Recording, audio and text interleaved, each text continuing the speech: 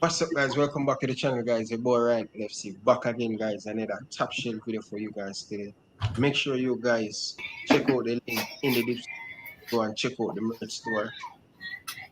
Going to do match preview, match builder for the Reggae Boyz versus United States. That's going to be a very good game, and we're really looking forward to see that. Before we get into match Before we get into the match preview, guys, we're going to talk about the quarterfinal games first before we get into the Reggae Boyz. So once you guys join the screen, hit the like button. If you're watching back on the replay, let me know your thought down in the comment section. And make sure you guys like the video and subscribe if you're new around here. So let's jump right into it. How are my guests are doing? Timo, how you doing? I'm good, bro. I'm good. Nervous? Not necessarily, but cautiously optimistic is the best way to put it. Coach, how you feel? Nervous? No, Confident? yeah, man, because the two teams them starting at 0, you know, and the game have to play, you know. So, Ryan, how you feel? Canada, how you feel about Canada? I feel confident. I think they should beat Costa Rica. I feel confident. I think they'll make the semifinals at least. Then they'll probably run into Mexico, and we'll see what happens there. But I'm not scared of this Mexico, but I'll believe that they could win that one when I see it. So I feel confident, but cautiously confident. That's what I say. Perfect. How you feel about the Jamaican game? Still asking me? Yeah, Ryan. For me, Jamaica, they will probably be up for this game, but the U.S. will probably out-tactic them. I have a feeling that Jamaica just barely, they don't play well enough. USA barely beats them. It's going to be close, but I think the USA are better on tactics than Jamaica. Okay. DJ, how you feel as a Jamaican living in the UK? How you feel about the chance of the Reggae Boyz destroy this United States in their backyard? Boy, I don't know about this stray, you know, but I think we can get a result, man. If the right selection is in place, then yeah, man. But I'm looking forward to the game, man. I'm looking forward to it. I'm really looking forward to see the Reggae Boyz destroy the United States. And when I say destroy, going to give them a shock. Going to give them a shock. We're going to quiet the stadium. We have to do that. Cannot make the crowd get involved in the game. We have to keep out the loud noise of the United States. They always think they are the best, you know. But guess what? We're going to give them a shot. But 2015, when you do it, you can do it again. But before we get into the Reggae Boyz stuff, we're going to talk a little bit about the rest of quarterfinal, because a lot of people sleep on the Mexico, sleep on the United. No, a lot of people don't consider the rest of team like Panama, Costa Rica, and El Salvador. We're going to talk a little bit about that before we jump into the Reggae Boyz. So I will come to Ryan first. How you feel about the Canada game versus Costa Rica? I think this is the right choice for you guys. I think this is the perfect opponent for us. Costa Rica are slow. They do have the experience of playing in tournaments, but they've never really played well in Gold Cups anyway. Canada, they have the power to go forward. They're very fast. Even without Io or Kyle Marin, they will play fast. Eustachio will be back in the team. That's the one thing that we missed versus the USA. Steven Eustachio in the midfield as the 10, as the 8. Directing the play. For me, this is a perfect game for Canada to get back their momentum, get to the next round. If it's Mexico, they could build on this. If it's Honduras, they should easily get to the final.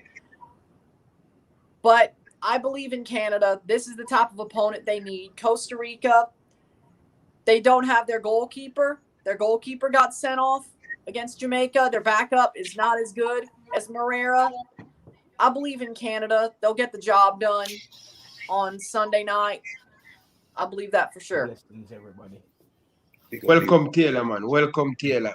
Man himself that Just, drink the most. bro, just a wake up, brother. Me set me notification and look like you missed the thing and me drop asleep. Drink too much Hey, wine. hey, same thing happened to me. I swear that. Sorry, Dad. But Ryan, as a Canadian fan though, I mean, I saw obviously we played against Costa Rica and for the most part we were pretty much dominant because they sat behind the ball and they soaked up a lot of pressure.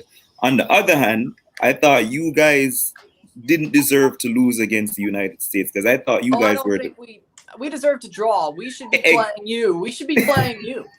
exactly. So is that confidence coming from the game that you played against the United States leading up to this game and what you saw of us playing against Costa Rica? That's part of it, but this confidence also comes from all they've done this year. Mm-hmm. All that Canada's done this year. They've only lost one game, and that's a game they got screwed over in. The penalty should have drew. For me, Canada is a great team right now. Mm. They have momentum. They believe in themselves. They will run through a wall for John Herdman. They will do all they can. Now, when they get roughed up, is that something that stops them a little bit? Yes, but I don't see Costa Rica doing that. Costa Rica are more pragmatic because of their age. They're more pragmatic. They know what they should do, but sometimes they hold back a little bit. So I think that helps Canada. They'll let them play. Mm-hmm. I think I have a lot of faith in Canada with the way they've been this past year. Fair. So, Coach Karumi, how you feel about the Canada versus Costa Rica? How you think that game going to be? How you think it go? Wait. Based on the two teams, watching them in the tournament so far, Canada seems to be more exciting, but experience teaches wisdom. And when I look at the Costa Rica team, is a very experienced team, and they know how to win. But they don't have a good record in the Gold Cup, but they maybe can set that straight against Canada. But for them to do that, Campbell have to play an excellent game. The team have to play an excellent game. What I'm disappointed with Canada is Julian Ollett. He's very quiet. Somebody with his experience, I think he need to do more. And too much pressure going to be on Buchanan for them, him and Larry to get the result. I'm carrying Costa Rica to win the game, maybe on penalties. Wow. That's bold. Bold. Okay. My co-host, my brethren, Taylor, how you feel about the Canada Costa Rica game? Jesus Christ. So me kind of agree with Coach Karumi. I think Canada, they look exciting, but bro, I just don't know if they know how to win big games like this, because this is a big game for Canada. I think they're in uncharted waters now. And I think Costa Rica, the experience, they might take the life out of the game like they did with us. Costa Rica know how to milk the clock. They know how to drain your energy. I don't know how Canada respond to that. So for me, I can't really call a game. They have to go with what Coach Karome is saying, like experience might win this game. I watch the US game and I hear people talk that Canada played good. But the result at the end of the game, they create several chances, but the game still end up 1-0. So they have to get over that hump of learning to kill teams off. You cannot create so many chances and not putting them away. And playing the best football and not winning for me is not ideal. Winning the game is the best team. For me, is that once you win the game, you're considered to be the best team. For me, you have other person have opinion because you go ahead, you move forward. So if Canada can get over that hump in terms of getting more consistent, finishing the chances that they create, they should win. But I just carrying Costa Rica with the experience and the understanding of tournament team. They have done it in the World Cup in terms of going to the quarterfinal. So I don't give them the edge. I will say this: Canada in games that were do or die this year so far, the game against Suriname and the 2 games against Haiti, they dominated. Clutch. They know how to win do or die games now. That's what makes me think they would be able to beat Costa Rica in this situation. They've learned Quality how of to the win do or die. opponent is gonna be different, though, Ryan. The quality of the opponent is gonna be different. Suriname and Haiti, Costa Rica. I think Suriname are a better team than Costa Rica. I have to say that. Okay. Definitely. Based on what, but I definitely agree with Ryan. I don't see Costa Rica having a sniff in this quarterfinal. I actually think Canada will dominate this game from start to finish, just because of the high press that you guys play with. Like, you guys press from the front so aggressively, and with Canada, Costa Rica being so slow and lethargic sometimes, with that goalkeeper that got the red card. If that's it, if the replacement keeper is going to be the one that keep, it's going to be like 4 or 5, because he does not look comfortable at all. He really doesn't, right? And so I think Canada will dominate this game. I mean, there's a case to say with the USA scoring 20 seconds into the game for Canada, against Canada, you guys still didn't find a goal throughout the rest of the game. I guess USA has a better defense to what's going to happen with Costa Rica, but I think you will dominate the game. I'm seeing 4-3-4, that kind of score. As I said, I think the chances we wasted were due to the fact Eustachio was suspended for that U.S. game. Yeah. I think if we got Eustachio, we would have at least scored 2, besides the 2 penalty shouts we had. Yeah. I don't think Costa Rica cannot handle that high press that you guys have, especially in the first 25 minutes of the game. Yeah. So DJ, what you think about the game? What are your thoughts? Yeah, man. With Canada, man, they look well balanced and drilled in all areas. They do press high from the front, but see, with Costa Rica, man, they just got the education and the know-how to just grind wins out. But it depends how the game goes, isn't it? I think Canada will come out all guns blazing at Costa Rica in the early stages. But if Costa Rica can hold off like they did against Jamaica the other night and nick a goal and hold on, it wouldn't surprise me. But I think on current form, I'm gonna have to go with Canada. Perfect. So let's go around the scoreboard. What's your score prediction, Demo, in this game? I'm going to say Canada 4, Costa Rica 1. I mean, somebody said in the comments that Costa Rica's defense is better than the US defense. After watching that Jamaica game, I definitely disagree, because we thread them apart a couple times well. But I'm going to say 4-1 Canada. Smash the like button, guys. As you guys join the stream, the more you like the video, and the more people will find the stream. We have 37 of you guys. So smash up the like button. Let's get the video to 37 likes, guys. YouTube, shoot out the notification. If you're near around here, make sure you hit that subscribe button. That's all we're asking you guys. So just hit the like button. Let's go around to Taylor. What's the score prediction for this game?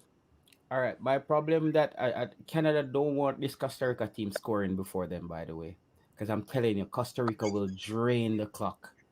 These guys are experienced at just taking the life out of the game and getting players frustrated. They did that to Jamaica at one point. Each time Jamaica had the momentum, they just did something to just kill the momentum. And the way how Canada play exciting football, that's the way where you can kill the game. And I don't know if I don't want you see if Canada has a lapse in focus and give up a goal against this Costa Rica team, it's gonna be dangerous for Canada. But if the game goes as planned, where Costa Rica is getting dominated, Canada is missing some key components, but I still could see Canada edging out this team 2-1. Final score, Ryan. 3-0 Canada. Confidence. Those are some bold predictions. Demo said 4, Ryan said 3. Interesting. Yeah. All right, let's move on to the next game. Mexico versus... Wait, Ryan, before you move. The guy who said the United States Costa Rica has a better defense than Like, correct me if I'm wrong. Isn't the USA team, didn't they just concede like 1 goal all tournament? Just one. Like, what is he talking about? That's That was, Marlon. no, it was That's two. One to Marlon Haiti and a Nelson. That's penalty to Marlon Martinique. Nelson. 2 goals all tournament. I mean, I don't know what centre backs they were missing, but they're not better than the United States defense. They're gonna concede a lot. But anyway, continue, Ryan.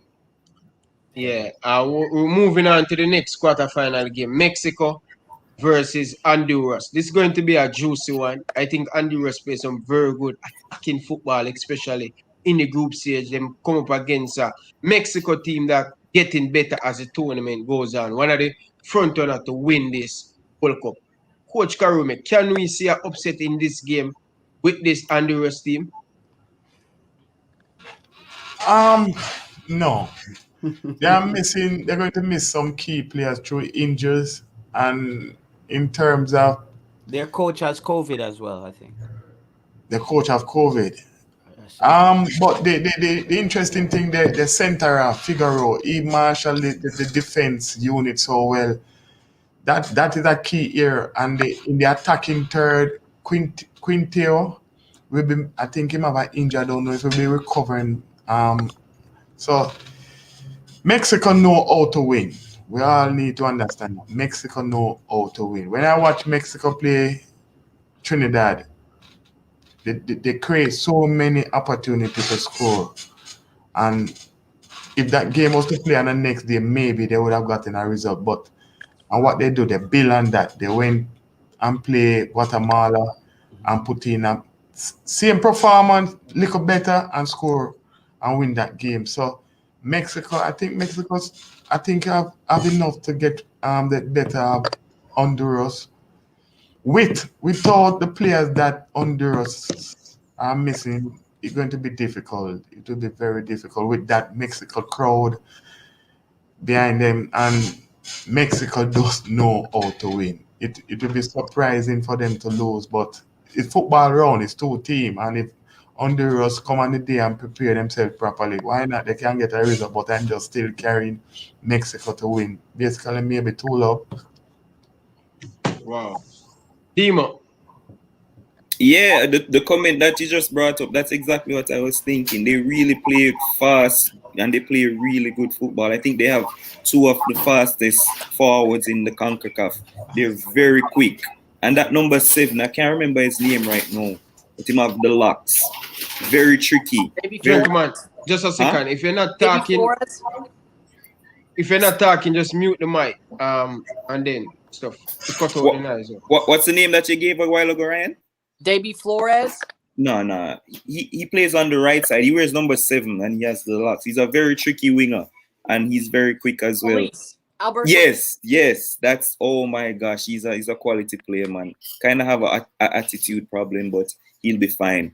I just think that Mexico will be strong enough to win this game because they're more experienced. A lot of people were saying that they didn't start the tournament well. I really disagree because I thought they were great against Trinidad and Tobago. They created so many chances, just couldn't get the ball in the back of the net. I mean, they did, and they said it was offside, which I don't get how that was an offside goal. But anyway, that's long gone. So I'll go with this game going into extra time. No, penalties. I'm going to go penalties. I'm going to say 2-2 and Mexico win on penalties. Yeah, 2-2 penalties. Interested. DJ. Yeah, man. No, I was gonna say the same. I think it's gonna be a draw. I think Honduras, they look very organized from the back, but you see with Mexico, they do create a lot of chances, but they're quite wasteful at the same time. But I just got a feeling it's gonna go to a draw, and I think I see Honduras knocking them out on penalties.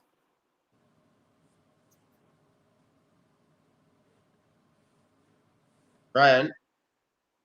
I was going to agree with what everybody had said at this point. Coach Karume, Demo, and DJ. They've got some players missing. Honduras, they're missing Ramel Kyoto. Elise is out for the tournament with a broken toe. Figueroa's out. I think Mexico dominates this game, but they don't look convincing, as they have not looked convincing for this whole tournament. They'll win 2-1. in regular time, but Mexico is going to win this game just because of the circumstances. They still aren't looking great. They haven't looked great at all in this tournament. They've played down to everybody they've played. Trinidad, Guatemala. Guatemala should have been 7-0, but it was only 3 or I think it was 4. 3 or 4. 3-0.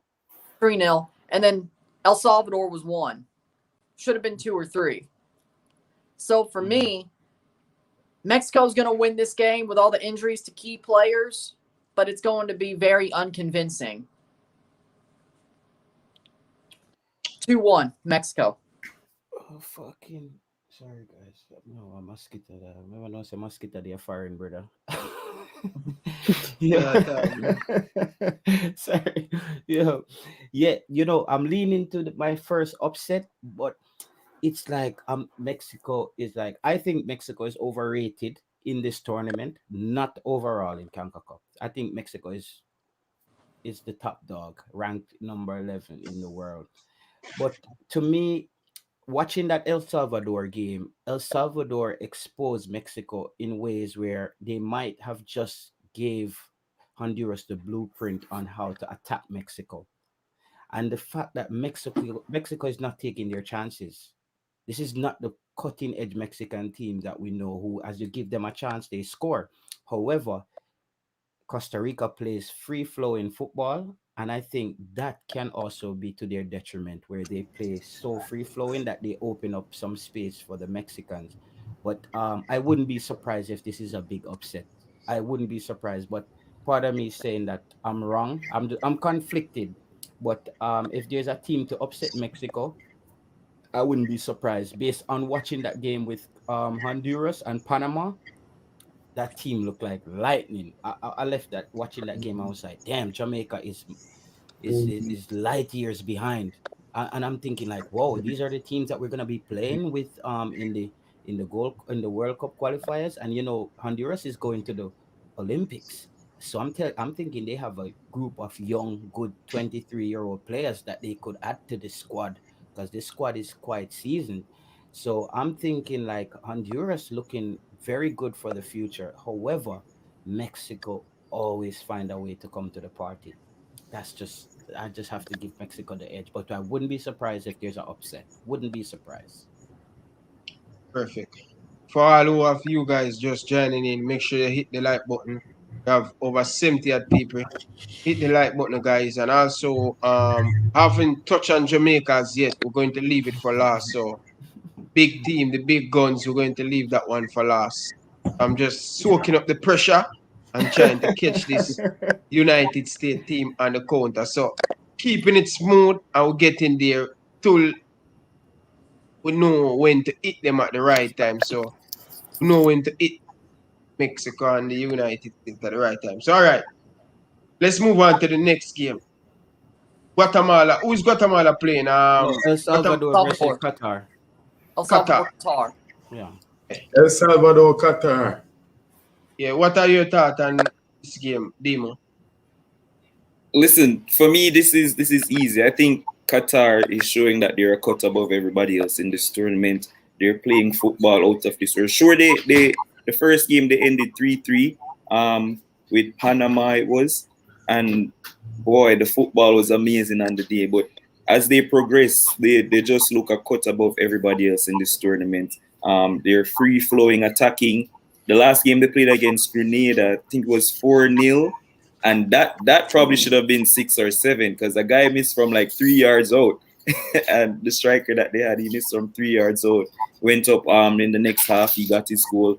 And they just look like a well-oiled machine. El Salvador, they're playing well as well, but I just think this is going to be easy for Qatar, just because, not of what El Salvador is doing, just what Qatar is doing. I think Qatar focuses on themselves and play the type of football they've been playing all tournament, then they'll win this game comfortably. I'm going to go 2-0, 3-0. No, 3-0 to Qatar. Ryan? I think Qatar is the better team in this game. They're more free-flowing. They're a very good pressing team, a very good offensive side. all the football that they've played has been breathtaking so far in this tournament. Qatar is better than I thought they would be. I had them finishing second in their group. They finished first. That Honduras choking on themselves helped in that third game. But Qatar has been so much better than I expected. They are a great team. El Salvador is good, but Qatar is just so much better. I'm going to say 3-0 Qatar against El Salvador. I don't think El Salvador has a chance here.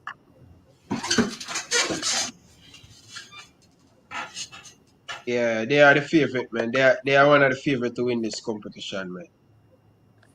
So let's move on to the DJ. What do you think about this game?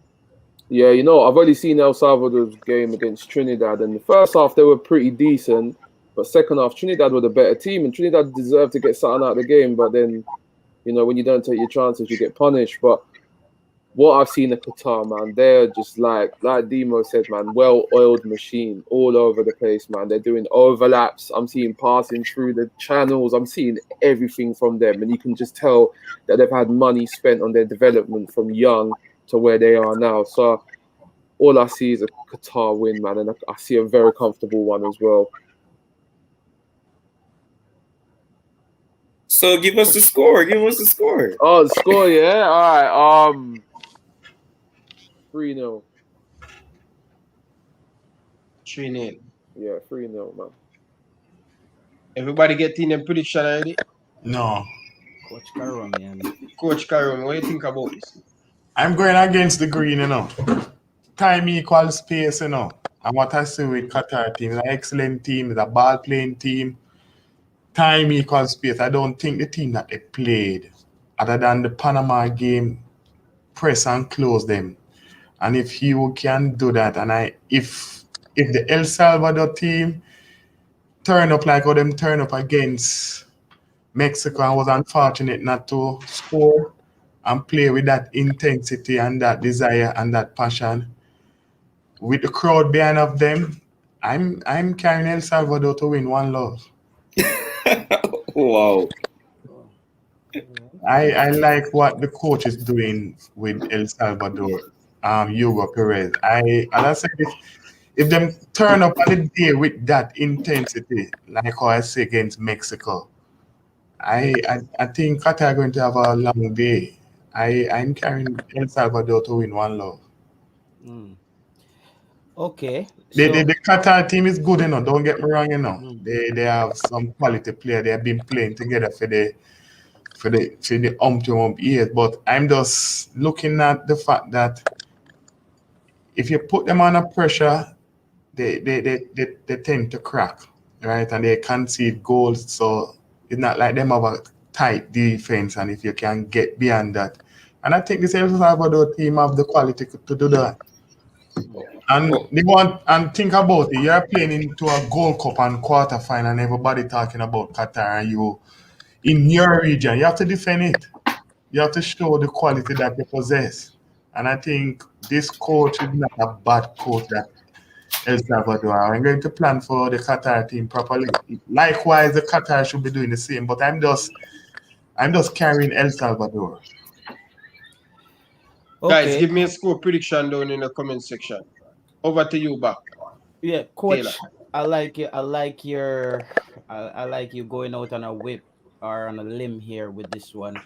However, if you watch one of my previous videos with Ryan, I predicted Qatar will be one of the finalists. I predicted what I'm seeing. I predicted Qatar Mexico final, and I'm still sticking with that because I went back and watched the game against Japan in the Asian Cup, and I was like, holy crap, why nobody is talking about this team? They think that this is like some team who's here to make up the numbers.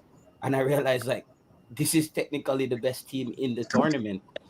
However, what I'm really looking for from this game is how Qatar match up against this style of play from El Salvador, because Mexico, Guatemala, El Salvador, that little region have a style of play that can be a bit gritty sometimes. And when they get the crowd involved, it can be a bit dicey.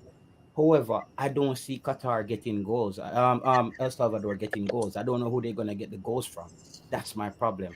And Qatar has so many effective players out there. I think this should be. I think El Salvador will put up a resistance for a while, but I think the quality of Qatar and them playing together, winning the Asian Cup, their players just look like they're just top quality. I don't see Qatar. I don't see El Salvador holding out for 90 minutes against this team. So I would say I would see this game a 3-1, 3-1 game. Yeah, and I mean, what's lyrical about Honduras and their forwards and how pacey they are, and Qatar took care of them quite comfortably. You know what I mean? Yeah, I don't see it. They can't really hold up. I can't see any weaknesses they've got right now. They just look they just look Different. drilled in every position, man. And like their high press and energetic football is just it's gonna scare a lot of teams in this competition. They Man. look like a better version of Saudi Arabia. To me, that we played, that Jamaica played. To me, they look like a perfect version of that. I don't know, man. I think they're more similar to the Japan team we just played not long ago. Okay, all right, that makes sense. not good news for Jamaica then. Nah, man. Alright. How much more game we have to cover? I think that's it. That's right? it. That's it. It's just Jamaica now. This coming, Cameroon, El Salvador are well organized defensively. Qatar beat them in the friendly.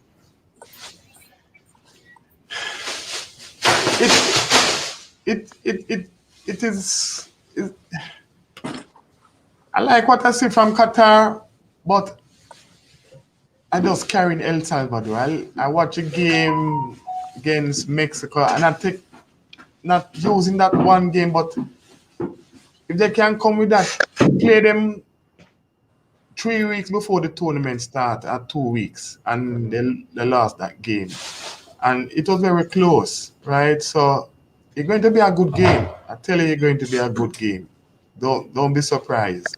I tell you, I like this El Salvador team. Yeah. Feel like you might be on a sinking ship here, though, coach. But I'm never sink, you know. But we can swim. Like it's a Titanic. Them heading for the iceberg there. This is a great comment for you. I think he is the best person to answer. Which What do you think about the talks that CONCACAF should merge competitions with? What? Cannibal? Yeah, CONMEBOL. with kind of what? Yeah, sponsorship, attendance, and development. I haven't heard about this. You guys probably. I saw this question earlier on today. We have entered the Gold Cup, the Copa America before. We invited. We in Costa Rica. I don't know if is all the team going to be merged to be involved in the tournament. That would be interesting to see. Are going to be a selective few. So it will be interesting to see how they put it together.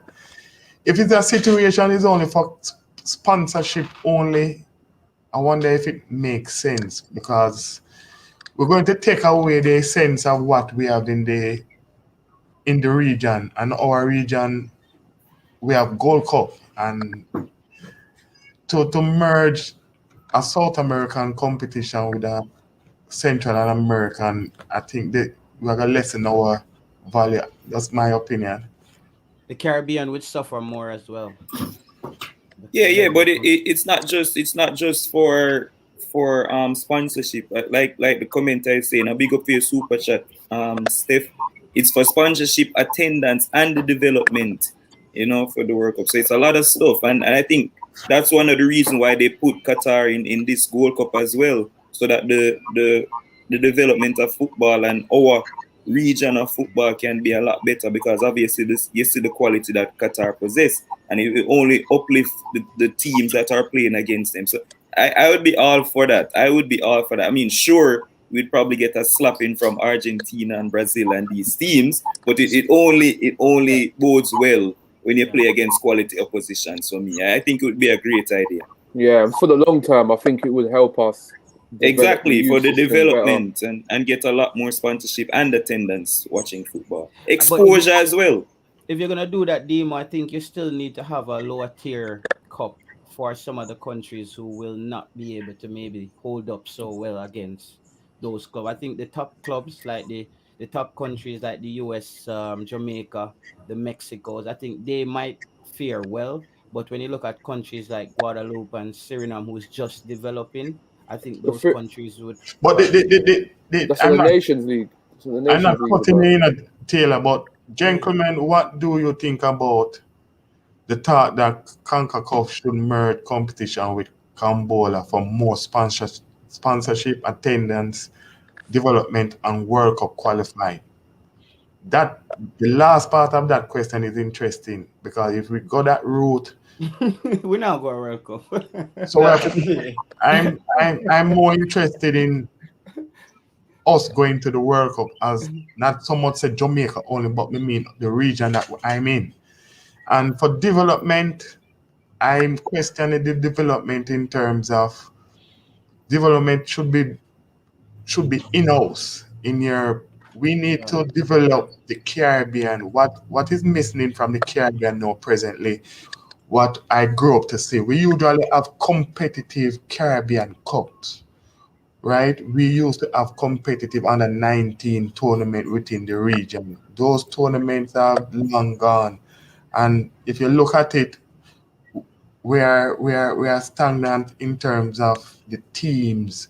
We have only one team in the quarterfinal of the Gold Cup, and it's only Jamaica. That I'm concerned about that part of it. Yeah, but that's the whole point of the thing. That I think the reason why we're stagnant is because we play against the same teams over and over and over. We're not improving because we play against the same these We're teams that not we're playing we're not in we're not playing. no, but I'm saying with the merger, you're saying that you want to do it in-house in terms of development. I'm the opposite because I think the higher quality of opponents you play, the quicker your development comes. Sure, sometimes you lose games, but it doesn't make sense you go and you dominate the teams in the Gold Cup and the regions like Suriname and all of these teams, and then you qualify for the World Cup, you're going to end up and play against Brazil in the World Cup, and you just get slapped. Like, if I we think Demo, yeah, you guys are talking about two different development though. He's yeah, but talking my about thing is yeah. rapid development. Then, if you want to Yeah. put it that way. No, so your development is where I would agree with as well. So coach is talking about team self-development and their programs, and you're talking about the development as the level of play, rising the level of play, because your threshold is now gonna be at a higher level Yeah, because your but competition is gonna be higher, right? yeah, but my thing, it goes hand in hand. Okay. Because if you're playing against these other teams, like he says, it's been sponsorship and attendance. With all these sponsorship that you'll get from all over the world and whatever, it will help to bring in more funds and stuff for you to do in-house stuff as well. Whatever infrastructure at home, whatever it is, because you're playing against higher opposition, you get more exposure and whatnot. Go ahead, Ryan. With CONCACAF, they're trying to build up their development by themselves. With the Nations League, they're giving teams that normally don't play many competitive games more competitive games, and that's a good thing. That helps rise the tide of the Confederation and helps teams, while the tide is rising, grow from that. But as you can see, Mexico doesn't look like the same juggernaut that they've been for ages. That's part of what CONCACAF is trying to do. Holding this Nations League, having teams grow like Suriname and Guadeloupe and Haiti, stuff like that. Canada growing, but it wasn't really the Nations League. Well, that kind of started off. But with this Nations League, they're growing teams that haven't necessarily been teams that could play a lot of games or have historically been a name in CONCACAF. So the Nations League helps grow the Confederation.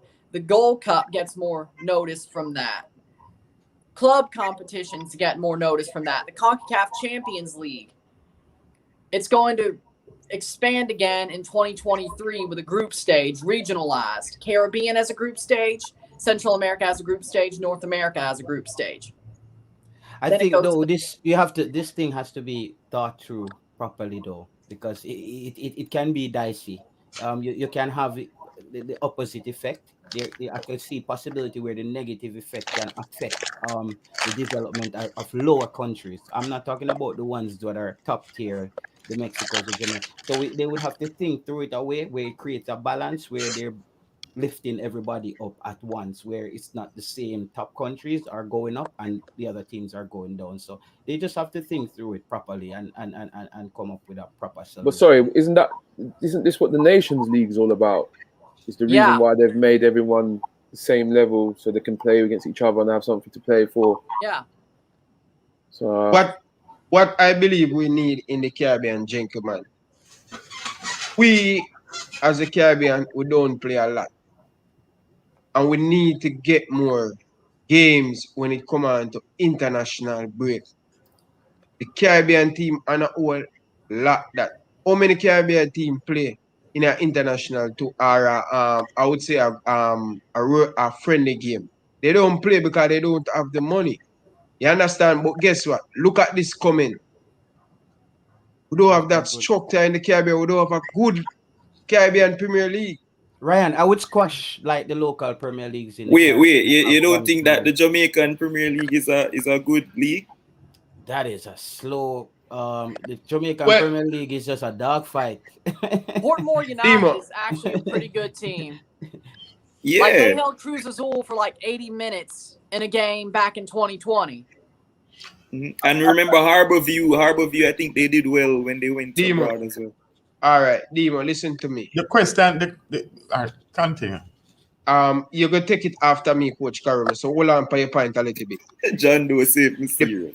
The Premier League, Demo, Jamaican Premier League is atrocious, bro. Is it? Hold on. From 2009, I would say from 2005 come up, is the best of the Jamaican Premier League. The best quality player. Now, who is the big name in the Jamaican Premier League? No, Chong. Tell me the big name. Chong. Bro, when you're talking about big name, you're talking about Germany, you talk about Tuffy and this, you talk about Richard McCallum, you talk about Perquota. No, hold on, Demo. I'm telling you, the Jamaican Premier League back then much better and much better football. We have much more quality player. No, we can hardly even find the production's got better. Listen, where? No, bro. With the introduction of Mount Pleasant, boss, and what they're doing over there, Demo, you know, things say. Hold on, Demo. They just come. What Mount Pleasant do? They just reach height. That's what Harborview has been doing. But Harborview just what I call it. Harborview they make that transition. They digress kind of. Yes, instead of them go forward, them go look. Back in the days when Harborview was Harborview, brother. When Harborview was Harborview, Mount Pleasant right there at that level. You're watching the Premier League now? As in the production of everything now, they must play on AstroTurf. Demo, what we can say about the Jamaican Premier League, when you put them at the National Stadium, when you put them at Sabina Park, Stadium East, you get much better quality player, much better player from them, especially when you bring the schoolboy there. They play much more better. But what I'm saying, Demo, but then when the Jamaican Premier League was a Jamaican Premier League, you have more than 6 teams compete for the Premier League. I know what you're saying, Ryan. I know what you're saying. The competition level in the Premier League is not there. So Ryan, but though the competition has maybe fallen off, I think the production looks better. Just the surfaces that they're playing on. I see they're playing on on the turf. For me, I have my thoughts on playing on turf. Because the turf does slow the ball down if in certain ways.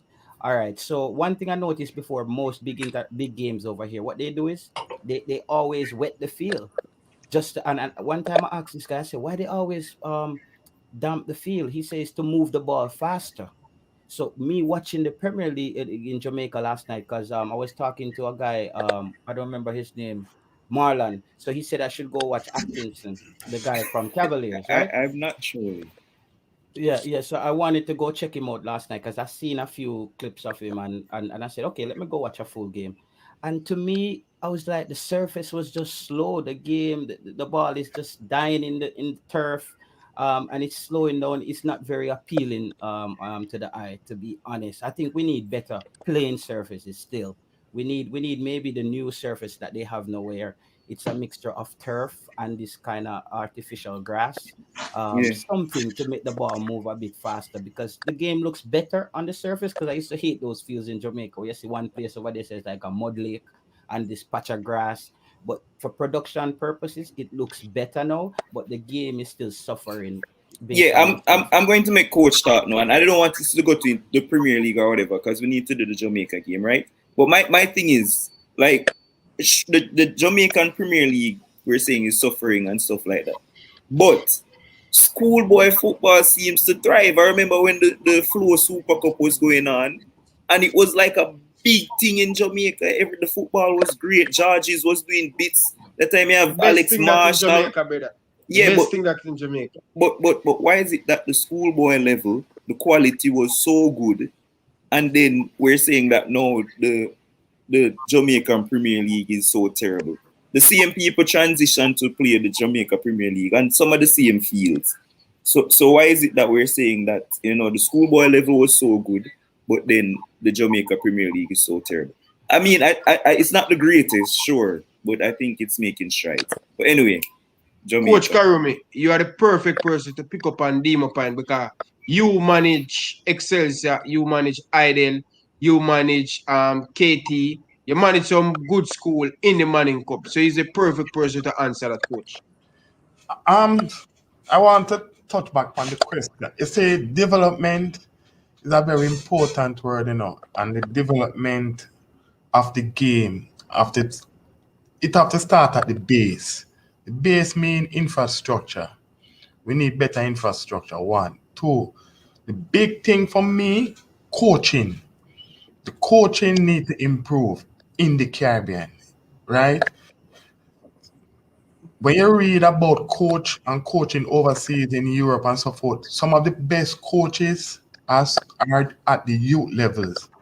The under 12, the under 15, under 16. We need to get the coaches some of the best coaches to coach at that level for us to can improve the game. In regards to the local Premier League, for me personally, I watching this shortened version of the Premier League at the AstroTurf and at the Stadium East. I'm actually watching it. I'm being honest, I'm actually watching it this year. The game them that I'm watching, the players that I'm seeing, the young players, I like what some of the teams are doing, trying to get the youngsters out. Right? I like the Waterhouse, I like the Cavaliers, I like the Arborview, I like what they are doing. I like them incorporating, knowing the fact that 2-year period they're not going to be demoted is the best time to incorporate the youngsters and give them opportunity to play the game. So for me personally, I'm telling you, Ryan, I'm at home and I'm actually not changing the channel. I'm watching, and I sit up Saturday and I'm saying to myself, wait, I'm watching the game. I'm actually watching. I'm not changing it until half time. I'm being honest, and that means something is doing right, and think the surface play an important role in the game. And when the game then play at, even though it's not the best surface for football for me personally, the Captain Burrell, the artificial surface, but you can see the team them trying to play with a pattern, a style, and it does do good for the game if we can get more surface like that. Because if you don't have good surface, your game going to turn off. And if we can get that and get the players them to improve and improve the coaching, we have a good product. We have a good product here, We have players that can play. We have actual players that can play, but them need guidance and need protection, and we as leaders need to help them. Yeah, all right, Ryan. Jamaica, USA, my bad. Yeah, man. Big up to all of the people them in the chat. People have over 130 people. Not continue the conversation until we get over 120 likes on the video. Come on, people, man.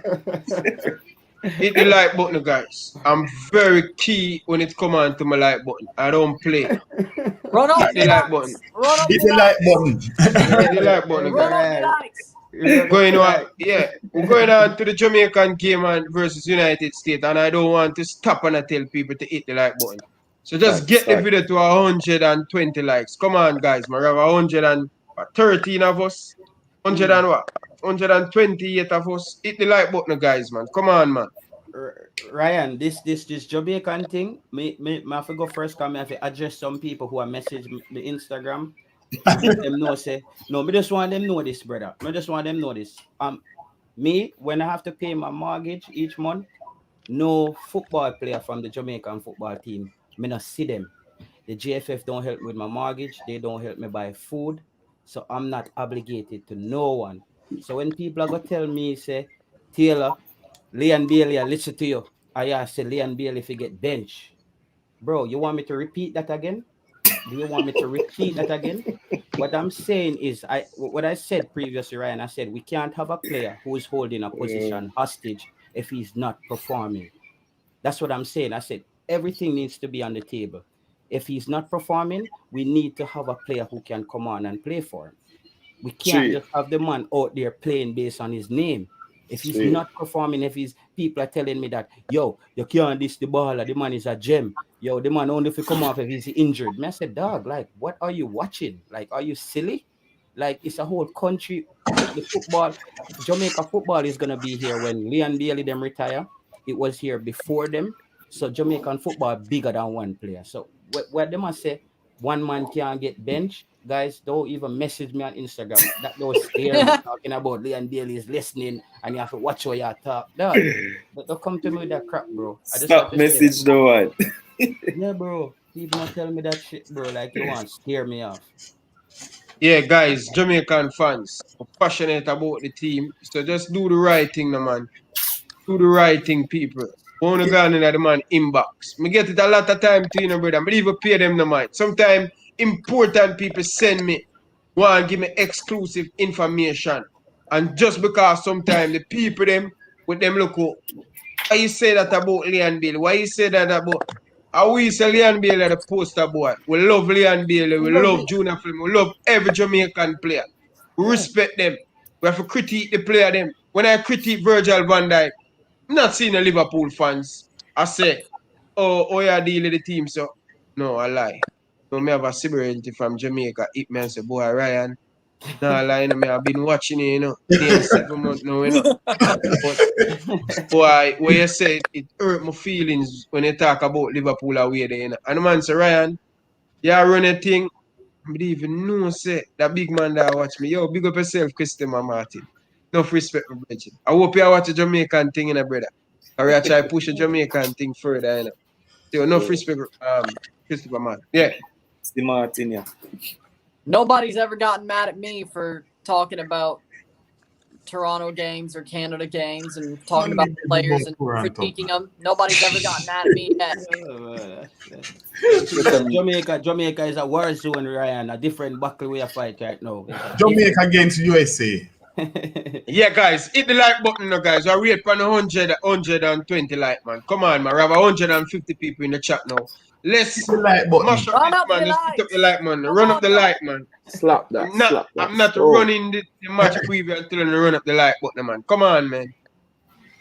Hit the like button, man. Hit the like button, man. I know the like button move. More than one ask Demo, you don't think any player can get substituted? I'd just love to get your opinion on this before we just move on. Just me, of course. Ask me. The thing is though, with Leon Bailey, him can be a game changer at any moment in time. So you don't want to have him on the field just because he's that X factor. That's it. Yeah, but at the same time, if I am Leon Bailey, the player, and I'm in a tournament, and I'm the poster boy or the big man in the team, we have a team, but within the team, you have individual have certain ability that can change the game. And he's one of those players that can change the game. My disappointment about Leon Bailey is the fact that you're playing against ex-opponent coach going to do their homework about you, especially. So they're going to take special emphasis on make priority for you. What I'm not seeing from him is adjustment in his game. You are being marked tight. You play one, you play two touch, you use the speed. His greatest asset, I don't see him use it in the game all yet. Speed. You have speed to burn, right? But you can't use speed if you want to take on one, two, three players. So is it just the thinking of the game? It's not that we are complaining that saying he cannot play and he don't have the ability to. But you have to assess what is happening on the field when you go there and how you're going to play this game.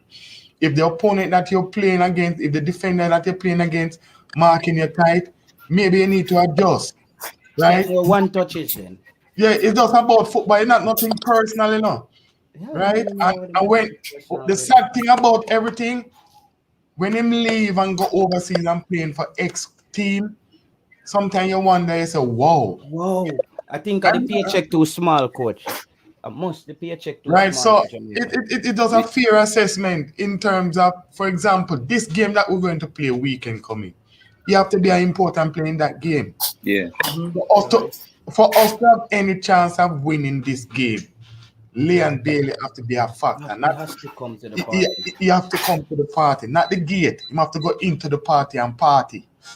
To be fair to Bailey, obviously I've been one of his biggest critics because I think I was one of the first persons on Ryan's channel before all this World Cup thing to tell him that in a Jamaican jersey, Leon Bailey actually looks like Yaya Sunogo from Arsenal.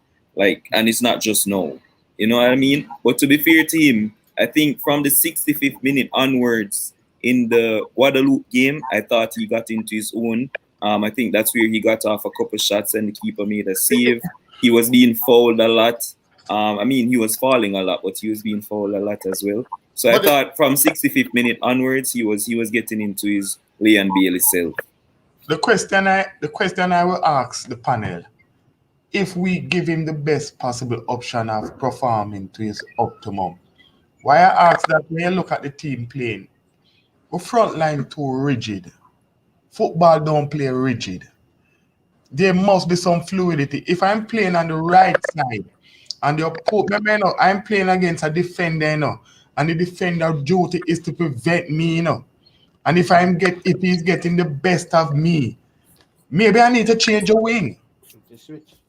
Right? Yeah. Give him a different element. That is coaching, The football don't play rigid anymore. Because the right back not gonna switch to left back. Right? But I think it's the imbalance Good point. The right back not going to switch to left back. So you have to change the course of the game at times. Right? When you watch Italy team, I'm just looking at them as an example. In the final, the coach makes so many changes with the 5 changes that him have within changing the system, the style, and the approach. When him take off Immobile, him bring in Insigne at centre forward. When that not working, him bring on the youngster from Turin, Belatti. Balotelli. You have to be creative as a coach. So some of it I'm wondering if we're giving him the best possible option. That is one. But at the same time, as a player, you have to understand. So you have to adjust. You have to adjust to the game that is playing out there, because the defender that you're playing is not It's not unprofessional, In playing his part to prevent you from passing him, He's So you have doing a good job. him doing a good job. I watched the Suriname game, and I saw we were attacking, and the defender for the Suriname that was playing left back, right? Him just go over to Bailey and just put him foot and just trip him and say, "You're not pass. Yeah, You're not passing." So we have to think it out, right? Yeah, and let it be known to these guys. No, but I'm not ever saying Leon Bailey should start if he's fit every time Jamaica lines up. But if we're evaluating the game and we're not getting the productivity, everything should be on the table. I just think that's the mindset of a good coach. All options should be on the table to get the win. Right. He can recover and come back stronger the next game. One game is not the end all. He can come back stronger the next game. We just can't if he's not clocked in for the game, we can't sacrifice and have 9 man out there run because Leon Bailey is a star and we're waiting for that moment of brilliance. If he's just not clocked in, there's games when players are just not plugged in, where they're just not plugged in and they just need to recover and come back better next time. So we just have to have all options on the table, bro. It's the win. We're here for the win. I think to be fair to him, I think the squad's a little bit imbalanced, or should I say the team selection is, because there's times when he's playing and he's trying to, like, he's so inverted off the right and he's always having to cut back onto his left. But because there's no outlet coming from the right with not Austin, what have I got? Rudolph Austin in my head. Alvarez Powell, yeah, because there's no movement on the right coming from there, he looks confused. So I think that his performances right now remind me of Marcus Rashford. When Marcus Rashford's on the left, he always wants to cut on his right and just shoot straight away. He's not really thinking in a team system way. But when he plays on the right, if you actually look, a lot of his crosses come in, Cavani's getting on the end of. And if you look with Bailey, when he comes onto the left, his goal contribution goes up. So again, yeah, it probably does come down to a bit of coaching, but at the same time in himself, he does need to step up. I think... Go ahead, Ryan, go ahead.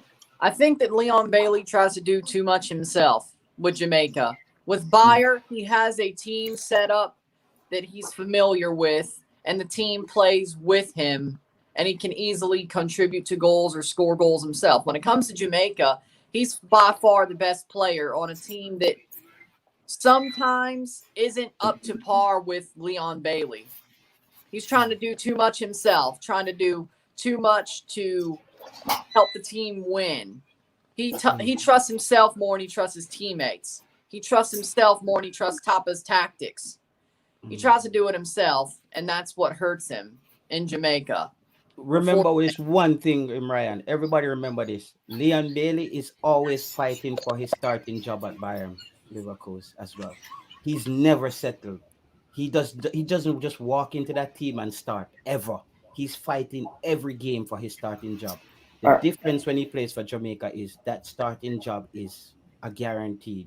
So it's just a lackadaisic. I will just take on 5 players. Yeah. So for me is, like I said, Leon Bailey has to start for me. I mean, I the thing I don't like is a lot of people are making excuses for him and saying that the tactics is not there for him set up. Nobody's giving him the ball. The balls are too far ahead of him, and they're making a lot of excuses for Leon Bailey, and that's what I don't like. Because when you watch him play, he does get the ball. Right? I remember the Suriname game. After the game, I said, Leon Bailey has the ball with 2 clear passes in front of him, and he tries to dribble 2 defenders. Try to beat both of them, and he loses the ball instead of making the simple pass inside to move and collect the ball again. He had a pass to make at the back post with 2 Jamaican strikers in the box, 1 defender to beat. You try to cross the ball with his right foot, he didn't beat the man. So we're making a lot of excuses for him, but when he plays, he does a lot of stuff that doesn't work out as well. No, it might be because of the toe injury that he's been recovering from, but people need to stop making excuses for him, right? Like I said, the 65th minute onwards in the Guadeloupe game, he was beginning to look more like himself. Got a shot off that the keeper had to save. I mean, people gave him the assist for Fleming's goal. Yeah, sure. I mean, Fleming's had to do a lot of work. but he got the assist for it, and I know that he'll come good in the game against the US. Well, I'm hoping that he does, because he needs to step up in a Jamaican shirt. Just stop making excuses for him, please. Most definitely. And before I go to this super chat, I want you guys to think about that super chat said. But one thing I have to say about the Leon Bailey thing, stop the sweet boy thing. And we move on. All right. Second thing, before we get into the match preview, if Jamaica lose this game against United States, I'm going to ask all of you guys on the show, is this a failure? And if they beat the United States, they should go on and win the Gold Cup. I believe if we don't win this Gold Cup, I think it's a failure. If we lose to United States, it's a failure. What are your guys' thoughts on that? Coach Karomi first. if you go to 2 final and then you go to a semi-final and end up losing at the quarter-final, it is a failure. There is no other question about it. It's logical. I don't deal with football with feelings, you know. I deal with football with logics, right? And if you ask the coach, if we remember, you know, when we started this competition, you know, the coach told us that this competition been eluding him for the longest while. What that mean? You want to win it. So if you're not winning it, it is a failure, right? So that is in it is out there, and there is no other excuse. And it's just simple facts. If you lose at this stage, it's a failure. It is a failure. And the thing about it, why it will be more than a failure, the hype and the excitement that surround this team comparing to the 2015, 2017 team, you have to look at it. This team should be the English base and should be more balanced, and we should be the team and we're playing against some C team and B team and whatever team that is there. It will be a failure. It's not rocket science, bro. And if you look at the competition, the level of competition, those for the 15 and the 17, the competition, our opponents were much stronger. If you look, Mexico had a stronger team, the USA had a stronger team. All these teams were stronger, and we went to the finals. So I think Tapa put a lot of pressure on himself, saying that in that press conference. Actually, I thought he put a lot of pressure on himself, saying that he's there to win it, knowing that the team doesn't really have the chemistry, because I think that's dangerous. I think he raised the bar very high, but he then insinuated by saying that listen, I have the players that I need to win this now, because he's saying that. So now, if we don't win this, or we don't at least make the finals, isn't it right that people question what's really happening? Is it that we're seen as a failure from that perspective? I would agree that if they lose to the USA, or if they don't get to the final, it's a failure. But if they lose to the USA, it is a giant failure. For Jamaica, I would say that if they don't make it, I think it would be time for Tapa to go and them to replace him with Paul Hall. It's time. If they do not get to the final, it's time for him to go. This is an absolute failure. They should be the I'm USA glad it's right. I'm glad you came on the show and said this. Are you them? Because they don't know your Instagram, so you're good. I understand what you lot mean by it's a failure, yeah, but coming into this tournament, we had a lack of preparation, man. So to expect us to win in it, it was never gonna. Thank you. But at the same time, they if you say they have a lack of preparation, yes, but they say they went and spent 9 days as a group to build. That's not enough. That's not enough. We've only had 5 friendlies in the last 18 months. Bro. Exactly, bro. So that's your view that it wouldn't be a failure, right? Because I have my view. So Ryan, I can go ahead because everybody talk. I can go ahead. Everybody. All right. So let me put it again for the 16th time. I'm saying this live on YouTube. Jamaica not winning the Gold Cup is not a failure. Jamaica not beating this USA team is not a failure. You guys keep playing names on a paper and not the actual football game on the pitch. USA, this Jamaican team has no chemistry coming into this World Cup. No chemistry. I said before, not because you see them dancing in the stadium and dancing coming in and dancing in the locker room. That is not chemistry on the pitch. That's camaraderie, but it's not chemistry. The guys didn't get Ravel Morrison to come, who they would have played with in Saudi Arabia. He's not there. Bobby Reed went out because of Corona. That messed up the Costa Rica game as well. And we have no chemistry coming into this game. No, I put it to you. Jamaica goes on Sunday. They play against the United States. They dominate the game. 80% possession. USA sits behind the ball. But boom, just a second, Dima. I'm getting a feedback. When you're not talking, just mute the mic, guys. Please. But boom. our own goal goes in off Damian Lowe, Jamaica lose, and we are out of the Gold Cup off our own goal from Damian Lowe after dominating the game. How can I then look and turn around and say, oh, this is a failure because we went out on our own goal to Damian Lowe after dominating the game? People are going, oh, Tapa needs to go. It's a failure. We didn't win the Gold Cup. No, that's not how football works. It's all about context, right? If we go there and we look like a fish out of water and we get slapped 6 or 7-0 and that kind of embarrassing stuff, then I can look at it and say, yeah, fine. But Jamaica has no chemistry going into this game, and the expectation is too short-sighted for a lot of us. The goal is to qualify for the World Cup.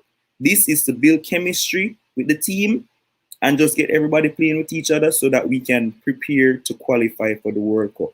Not to go and win this little Chimmy Cup. No, we want to qualify You're for the calling the World Gold Cup a Chimmy Cup? Compared to qualifying for the World Cup, yes, that's the aim. So it wouldn't be a failure for me. This is the second biggest cup in Conca Cup. This different is, from the going to the World Cup. Listen to what I'm saying. So you call listen to what I'm saying again. Compared to qualifying for the World Cup, this is a joke competition. We want to qualify for the World Cup. That's the biggest achievement for me, right? Not winning the Gold Cup. The thing is, we could win the Gold Cup and not qualify for the World Cup, and then in 2 years' time, it's going to be like, I'd rather have had a chemistry and the team bond and build our way to having a team that can go to the World Cup and compete. Exactly. It has to be the end goal, man. It has to be. The only way we win the Gold Cup and don't go to the World Cup is if we don't build on what we had in the World Cup, brother. That's what I'm trying to say.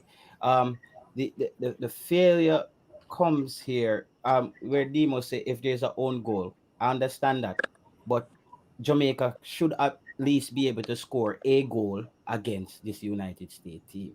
So if United States beat us with our own goal, that means we don't plan to score. Then we didn't plan to score. I'm thinking that if we create a team that's planning to score, even if a team score against us, we're still able to win.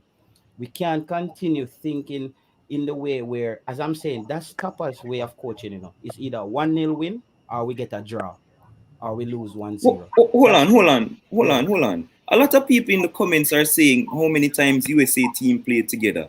What? That is why they've been underwhelming in the tournaments. They've not been blowing people away. USA hasn't been all that convincing. Like that's exactly why. Lack of chemistry. Why are you saying how many times they played together? It's the same thing, lack of chemistry, just like Jamaica.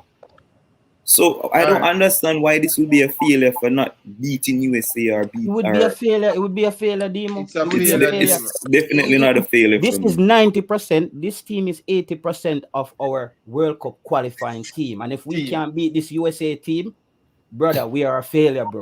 If we can't beat this team, this is 80% of our core. It is still football, bro. You have to go out and play on the day. Anything can happen in football. So you saying that we should beat them doesn't mean that we will beat them. I agree with you. That doesn't mean we should beat. We will beat them. But what I'm saying is, when a Uruguay roll out, when a Brazil roll out, based on their opponent, you can tell who's gonna win the game based on quality. Oh, really? Yeah, based on quality. Just like France versus Switzerland, huh?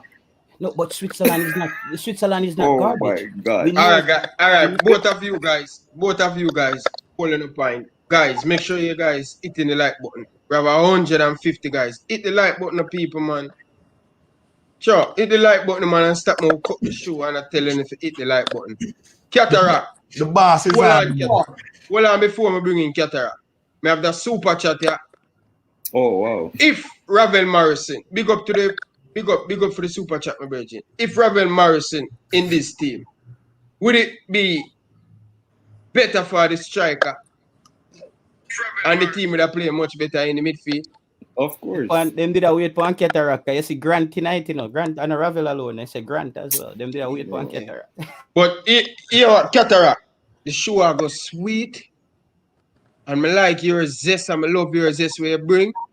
The show I go sweet. When you wait your turn. You ever hear who say wait your turn? Who say wait them turn? Alkaline. You go wait your turn. So anytime nobody attack you, wait till your turn. My You back understand? now burn. My back now burn. So we will So wait don't to come burn. this we show I go sweet, or we are go nice, or we are go terms after term. So don't come with the unruly behavior, you know. I tell you from now. Yeah. Remember I said don't have Answer to trench that coat. question here. The first thing now me I put up on the answer to this. The super chat here. I don't want cause you have some tourists from up north. Remember, the trench don't have trench yard in us, so we know how Yeah, tourists but come. And we know how to behave when they have the tourists them. well, I know, man, you have a sweet part of you have a sweet part in a Chenstone name, culture yard. You know that Culture, yeah, yard there? man. So tonight a All right. culture yard. Tonight a culture yard and culture yard No, behavior. culture yard will continue go straight on to the end of the Gold Cup. So Well, answer yeah. to this.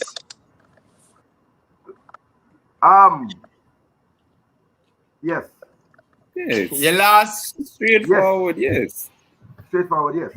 And I think the midfield of, I'm talking about people who have the Jamaican passport. I think a midfield of Ravel and Grant in the Central Park would allow DJ to go into attack. Not DJ, either DJ or Bobby Reed to go into attacking mode and free up themselves. If you wanted to play three at the back with Ethan Pinnock, More. Liam Moore and Damian Lowe with three at the back. You could push Taxi up at the left, on the left hand side of the midfield, bench Turgot, and you have Ravel and Grant, and you could have Bobby Reed on the right. Sorry, Liam Bailey on the right. That's four, and then Bobby Reed in the attacking midfield. Casey Palmer or DJ. And I think that would be the best midfield for Jamaica. And then you have Corey Burke and Mikel, Corey Burke and Gray. But Mikel and Tony have a passport, so I am watching to see what Gray does in the next couple of matches. Otherwise, I'm going to bench him right now. I'm not time for nobody. Yeah, but Ryan, remember, So, say me go leave soon. Remember, say me go leave soon. But wait, no, me have something for Cataract answer. Please bring up John Doe comment before we move any further. I don't know trouble coming. No. He might ask Cataract a question and I need him to answer it, please. It's a very important question. Brother, I want to win everything. No, but you have to pick. Hold on. With no respect to John Doe and everybody. When the fans of Argentina speaking, they don't say, do I want to win the Copa de Lores or win the World Cup? I want to win everything. And that's my thing. You understand? I don't pick no side. And the Alkaline is my artist. But I pick no side. I want to win everything. I want to beat USA all the time. I want to beat Mexico all the time. I want to win the World Cup final. Those are my dreams. Right now, I try hustle up a thing to see if we can reach a Dallas. The Sunday, that me I tell you. You understand? All right, Cataract. Last thing now. Ask Cataract the same question, Ryan. Make the man answer the question. Second part, Ryan. There's a second part. There's a second part. It says, if we win the Gold Cup, is Tapper a great coach? Look here. Tapper is what we can afford right now. And I would want to do with Ali Berry, but I don't have a couple $1 million to take her out. So I just build with my girl where I have. So I now put my hat where my hand and my money cannot reach it. Because I think at this point that would bring disruption to the camp. Thank you very much. Setup. If Tapper fails, if during the hex, the octagon, I'm confused.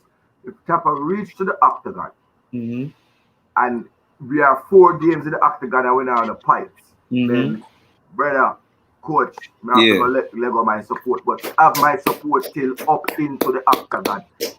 And if you have enough, if we are still in with a chance, as long as we have a chance to qualify, and our fate is in our own hands, Tapper Whitmore remains the coach. Thank you, sir. You can't judge him on the Gold Cup. He was not. He's the only coach with 22 man. Him get a red card before the tournament get a red card. Before the tournament starts, he get a JFF give him a red card. I say, hey, take away one eyeballer. So you're out one choice for the day. Yeah. So the referee don't even need to give you a red card. So I don't think Tapper was given the tools to win a Gold Cup. I And I believe that he needs to become a stronger. Tapper, if you can't block it, remember say they play a Holler, you they play a Tranmere now. Be sure say you save them money in the bank. So don't make sure no little dollar no man style. Tell them what you need, tell them what you want. If them not give you cut like Schaefer. You understand? Because believe you me, at this point in time of being there, I don't know back road thing, brother. No, sir. So All right. I believe that Tapper knows what he wants. He was not given the tools. I'm willing to watch. We have USA in the quarterfinals. Looking to see what we do. I partially agree with Demo Dre, but I want to beat him. But you say a culture yard today. All right, yo, hold your point, Cataracts. Cause we know the reason why me give them more answer. So you see this mere shot demo, you get the answer in a stop smile. Cause Cataracts say where you agree with. But No, Coach him Whitmore, says if you don't, things. hold on, man, hold on. True Cataract come, you smile and you're happy because you and Cataract are on the same side. Because Cataract say, if not winning the Gold Cup, him still will keep me with more. Me, I say, if him not win the Gold Cup, me consider it as a failure. You understand? So, what Cataract say, you agree. So, you skin up your teeth. So, you get somebody by your side. Go over to you, Coach Karumi. You, Karumi, go take it, Coach. Cataract, long time we want to meet, you know. Give up yourself. But I'm concerned I'm more your guide as an elder. Oh, you know a team is progressing. So let me tell you. So I support Leeds United, right? Which for years we were just fighting to get back into the Premier League. I went many times and failed. Then we got Marcelo Bielsa as the coach and a top line coach. And no disrespect to Tapper, but I believe Jamaica does in the future need a real top line pro license coach. I don't think Paula can deal with it fully. I believe they need a big name coach to get the respect of corporate Jamaica. The JFF have to respect him. Whole public have to respect him. But they cannot take down what Tapper has done. When you see a team progressing, I'll just give the quick example with Leeds. Once we saw Bielsa come, we saw Leeds start to play a different style of football. So we knew that one day we were going to get back in at the Premier League. It took him 3 attempts, right? But on each failure, we never tried to dash away the coach. We never tried to do that. Remember, so we beat Derby County home and away in the league, and then we go to the semi-finals and we beat them in the first leg 1-0, and then we just go to the away game and just capitulate and lost 4 or something, and if I can't remember the score, like a whole heap of goal. And we never throw away the coach because we could see that the direction we were headed in. So in Jamaica's terms, I want to see that the team is playing a brand of football that demonstrates that we are not a Bush League side. We are the 3rd biggest side in CONCACAF. And on Tuesday, I saw elements of that, right? I saw that we have very good central defenders. And Coach Karumi, you know, say everything starts with defense. Brian Clough would say you can't lose a game if the opponent don't score. More you can get is a nil or draw. So a clean sheet to him thing. Leon Moore is a man defend at the top level defender in CONCACAF. Damian Lowe has stepped up his game because I was a critic of Damian Lowe when what I saw in some highlights from Egypt. And Adrian Mariap has shown that he don't really have no 2-step behind him, but he is there to be a backup if needed. And I think Ethan Pinnock added give you 4 good, solid centre backs. So the centre of the park is solid. Up front, we are yet to see the pieces. I think Andre Gray needs to be given the leeway to lead the line. And I thought the mistake Tapper made was not to give him the line to lead because he had been leading the line from the USA game. Got an assist, lead the line against Serbia, got a goal. I believe he should have led the line against Japan and just give him the job as the Premier League striker. This chopping and changing didn't work for me. If you want to add somebody, add somebody. So until Antonio comes and Gray comes, so I've seen something built. Superman is a very good goalkeeper, Andre Blake, so the whole center is there. So I think we are progressing. We certainly are progressing from the days of Claude Davis and Stu Pease. I mean, who never had a heart attack? There was a red card waiting to come. I see some cultured central defenders, right? They might get a yellow card, they're a little bit rough, and they don't really understand. I don't think Liam Moore understands CONCACAF yet, that they can't clap a man with. But where I want to answer your question. The issue of the central defensive midfield and the right back, these are issues that have been known for at least a year now. Several. And could be go back as far as several. But a couple of years now, Alvas was still had a little thing, right? But those matters should have been addressed. And I think it is criminal. So it's criminal to come to a competition without recognized CDMs and without solving the right back problem. Which the only other solution I had broke down, which I've been asking for Jamaica just to call up Nathan Ferguson from Crystal Palace. They argued with me about whether he's but I'm telling you, till I have to go dig up the and I don't know why the JFF takes this kind of thing, Demo. May I have to go dig up a newspaper article like I'm researching like with the Baka University. Do your job. Just take up the phone and call the man and say, yo, I heard you're a Jamaican boy. Are you? Would you like to come and play right now? But well, he has broken his foot and he'll be out until 2022. So that can't work. So we have to use what we have to use. And West Harding's thing was not finalized. And there's a little difficulty with that. But there we go. So I see progress. I think the two teams that are progressing in CONCACAF are actually United States and Jamaica. I think both teams are making progress, but at different pace. I think if Jamaica was playing the amount of friendly games that the United States were playing, we would have had that cohesiveness and chemistry, which is different from camaraderie and vibes. Camaraderie and vibes good for your dressing room and for YouTube and for Instagram. But on the real thing, dog, team chemistry. Canada is progressing very well. All around. Yeah, no, it's well, obvious. That's a next man view. That's a next man view. My view is that the whole Canada thing is going to capitulate, as it always does. They're not really a nation, are they? Ryan, you want to say something on that? Canada was progressing with the World Cup qualifiers that they've played. This is not a team like 5 years ago when they would have played a Suriname, it would have been 1-0. They beat them 4-0. If they would have played Aruba, it would have been 2. They beat them 7-0. This Canada team has a killer instinct unlike no other. This team is getting better. They are growing. They're gaining that consistency, that togetherness, and they know how to play together. They've had an amazing year. They've only lost one game that they deserve to draw. They kind of got screwed over in that U.S. game. Canada's a good team. They're growing. They'll probably make the World Cup. I bet that they will. Canada's growing more than Jamaica is. Canada has a coach that is better in the situation for them than Jamaica. Now, if Jamaica gets rid of Tapa and brings in Paul Hall, then you may be growing. The team that they put out against Costa Rica was more of a Paul Hall team anyway.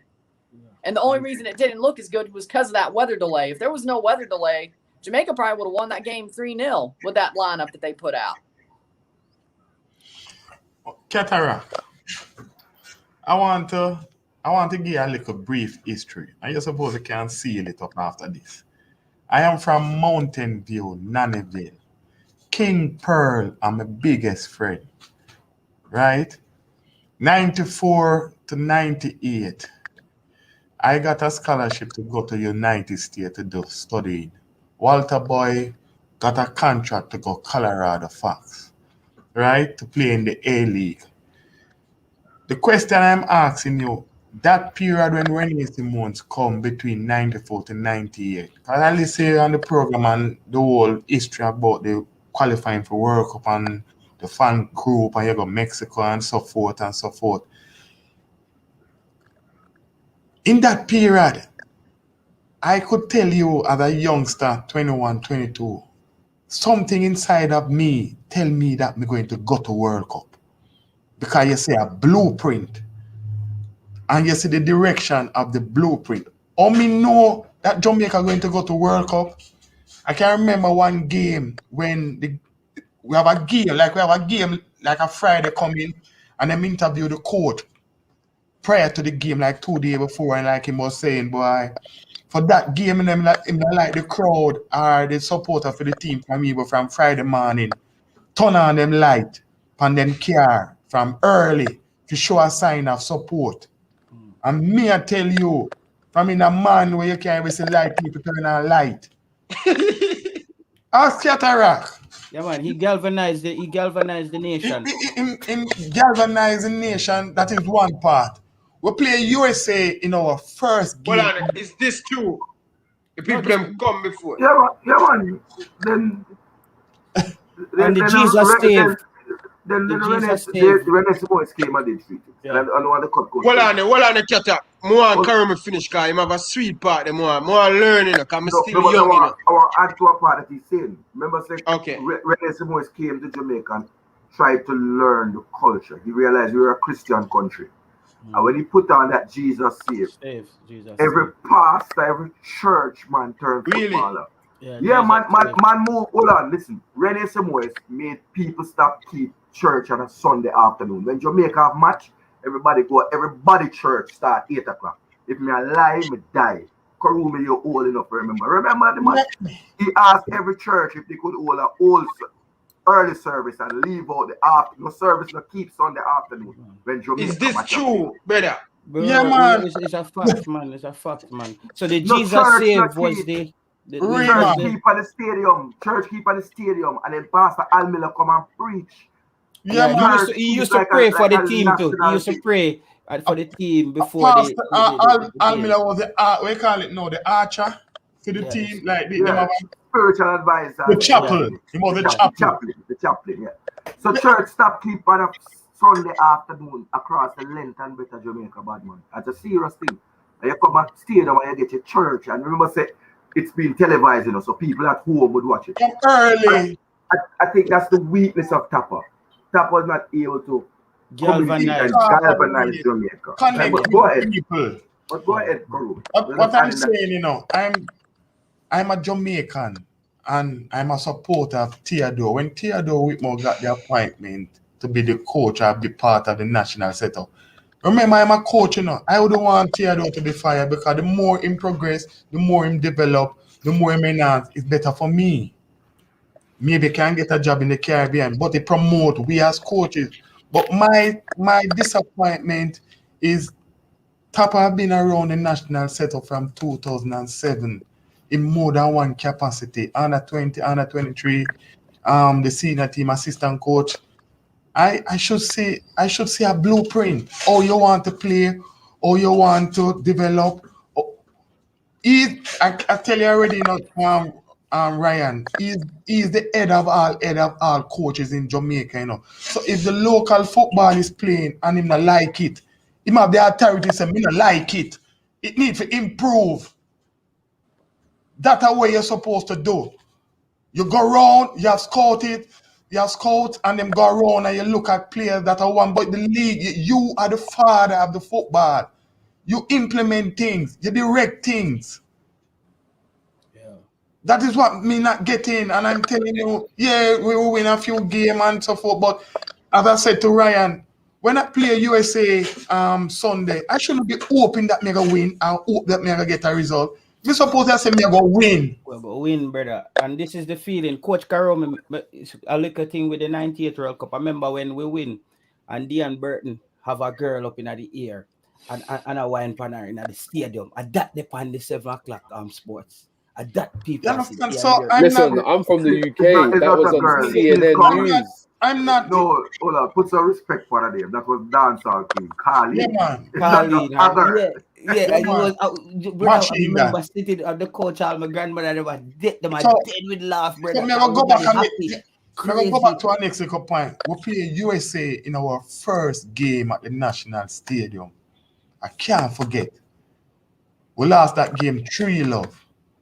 And when them interview Rene Simone, them said, no, we can't play 4-4-2. Have to change formation. We don't have the personnel to do that. We have to change. We have to get something that afford us the best part of the chart. 3-5-2, 5-3-2. Simple. And we have to make the office a fortress. This no game no miss me. Walter Boyd and my brother. Me live in Nannyville up to this day. Me there stadium where we play USA. Me myself poster with Walter. Me no watch no match. Me only come catch the last 20 minutes. Outside me I walk with poster with Walter as a youngster. The game that interest me and the poster interest me. Come in a busy in the car in the name the office. We not lose. You remember Coach Karam? That's when we went on a 50 game We run of not losing at the office. You could ask Catara, you put the best 11 at that time at the world and bring them come a stadium. We not lose 50 games straight without losing at the office. Only Nigeria were the closest to coming to Can't lose. Coach. Brother, when I give me ghost bump, brother. As if we talk about what I know, guys, over talk about the preview, guys, but me not have work. But this bridging tears are coming out of my eye. But this is part of the preview, you know. Remember, Exactly. Super Eagles came here with Kanu, Okocha, JJ Okocha. When the big brother on a back to defender there, a big Baba Yara. Remember Celestine Baba Yara? Celestine Baba Yara on the wing, who was at Chelsea. No, man, I thought a big centre back man. And they were rated nearly in the top 59 time. They had to hold a decent draw, man. That was a team that won the Gold Cup, the Olympics. African nation. No, won the Olympics. Nigeria won the Olympics. Yeah. They also had won the African nation. Yeah. But the reason why that preview is important, Coach Karumi, is because I think what you're pointing out is that we need a sense of, at that time, it was the best 11 and the best 23 players for Jamaica. We never really used to hear so much argument about, you have a quarter here, you have a quarter Westman, you have a quarter. Remember, I said much of the team, and that is why I'm saying, even when I look at a fully local based team, if I'm not seeing players from the west of Jamaica, which is one half of the country, they just mathematically have a problem. That's why I'm saying. Remember, we had Hector, right? You had what's his name? Oh gosh, him coach now. Striker there. Lawrence. Tigger Davis. You had Warren Barrett. You had the other keeper, our second Aaron keeper. Lawrence. Where Shorty Malcolm did come from? Shorty Malcolm from Mobile, the guy dead Panaway one, right? And Linvo Dixon. Yeah. Peter Cargill, Linvo Dixon. You had 7 Mobile man at least from the west. And could have been even more. Right? When you look now, and that's where Winston Anglin is from. Because I returned to Jamaica in '96. So I was just picking up Winston Anglin. But then you had your Kingston set of people, your Walter Boyd, Nandi Lowe, Andy Williams, Greggy Messam. Bibi. Right? No, Bibi came in late, It was Messam got injured and he went for Bibi. Yeah, but at the same time. But Bibi was nowhere in the picture, No, but even though he was not in the picture. If he was around today, at a youngster going to Woolmans, he wouldn't be in the national team because he's too young. He was the youngest player. They had youngsters around the team. You had Steve Green from Tivoli. You had Clifton Walk, Pele Wilson as youngsters. Lamy from Lamy. Kevin Lamy from Waterhouse. But they were training with the team when we go to Barbican. I tell man, when you go on East Kings House Road and the team are training on Barbican in the morning, it's a roadblock standstill. Yeah, you just come out of your vehicle and man go stand up and watch the training. Pride, bro. 8 o'clock. And then everybody jumping in the car who are driving New Kings or who are driving Aperture down. Ryan. You don't understand them thing there? When you're watching, when we are training afternoon, Karumi tell them, man, 5,000 and 10,000 people in the stadium for what training in the afternoon. We don't have that. We don't have that connection with the nation anymore, bro. Ryan, I we go got on, bro. a daring, goaling and bunting. I saw something like that them name at the time. Me, go there with my baller. I mean, I exaggerate. And it's when we enter the door, you see the teller them where they're at the counter, everybody drop them pen and freeze. Frozen. Can't move. And the big baller come in. How much of them baller we are playing now? If you see them in the street, you walk past them like nothing. Walk past them, man. They say, yo, you have a spliff. You have a spliff for me, dad. So what I'm saying. Karomi, Owen in the chat give something. Fabulous was on the right back, but Fabulous, Shorty Malcolm was above ahead of Fabulous on the right back. But Owen said, remind us of Chris Dawes, Clarendon. We can't forget the Clarendon clip. And you'd have Sewell, remember Dean Sewell? Just a second, man. We so answer to it, man. The question dead, brother. Nah, go nowhere. That's why I keep it pan dead, brother. Don't worry, I can answer question. The question I want to go back to, is the fact that after that first game, and the coach realized, say, this now go work. Me I give you a patwa, it now work. Him go sit down and say, we have to go play 3-5-2. Me nah see that with my team now. It's a 5-3-2. 5-3. Where you want to call it, He gave Tati Brown the sweeper role. Right? Tati What the sweeper. What I'm trying to say now, him identify something earlier where incorporate players that him have.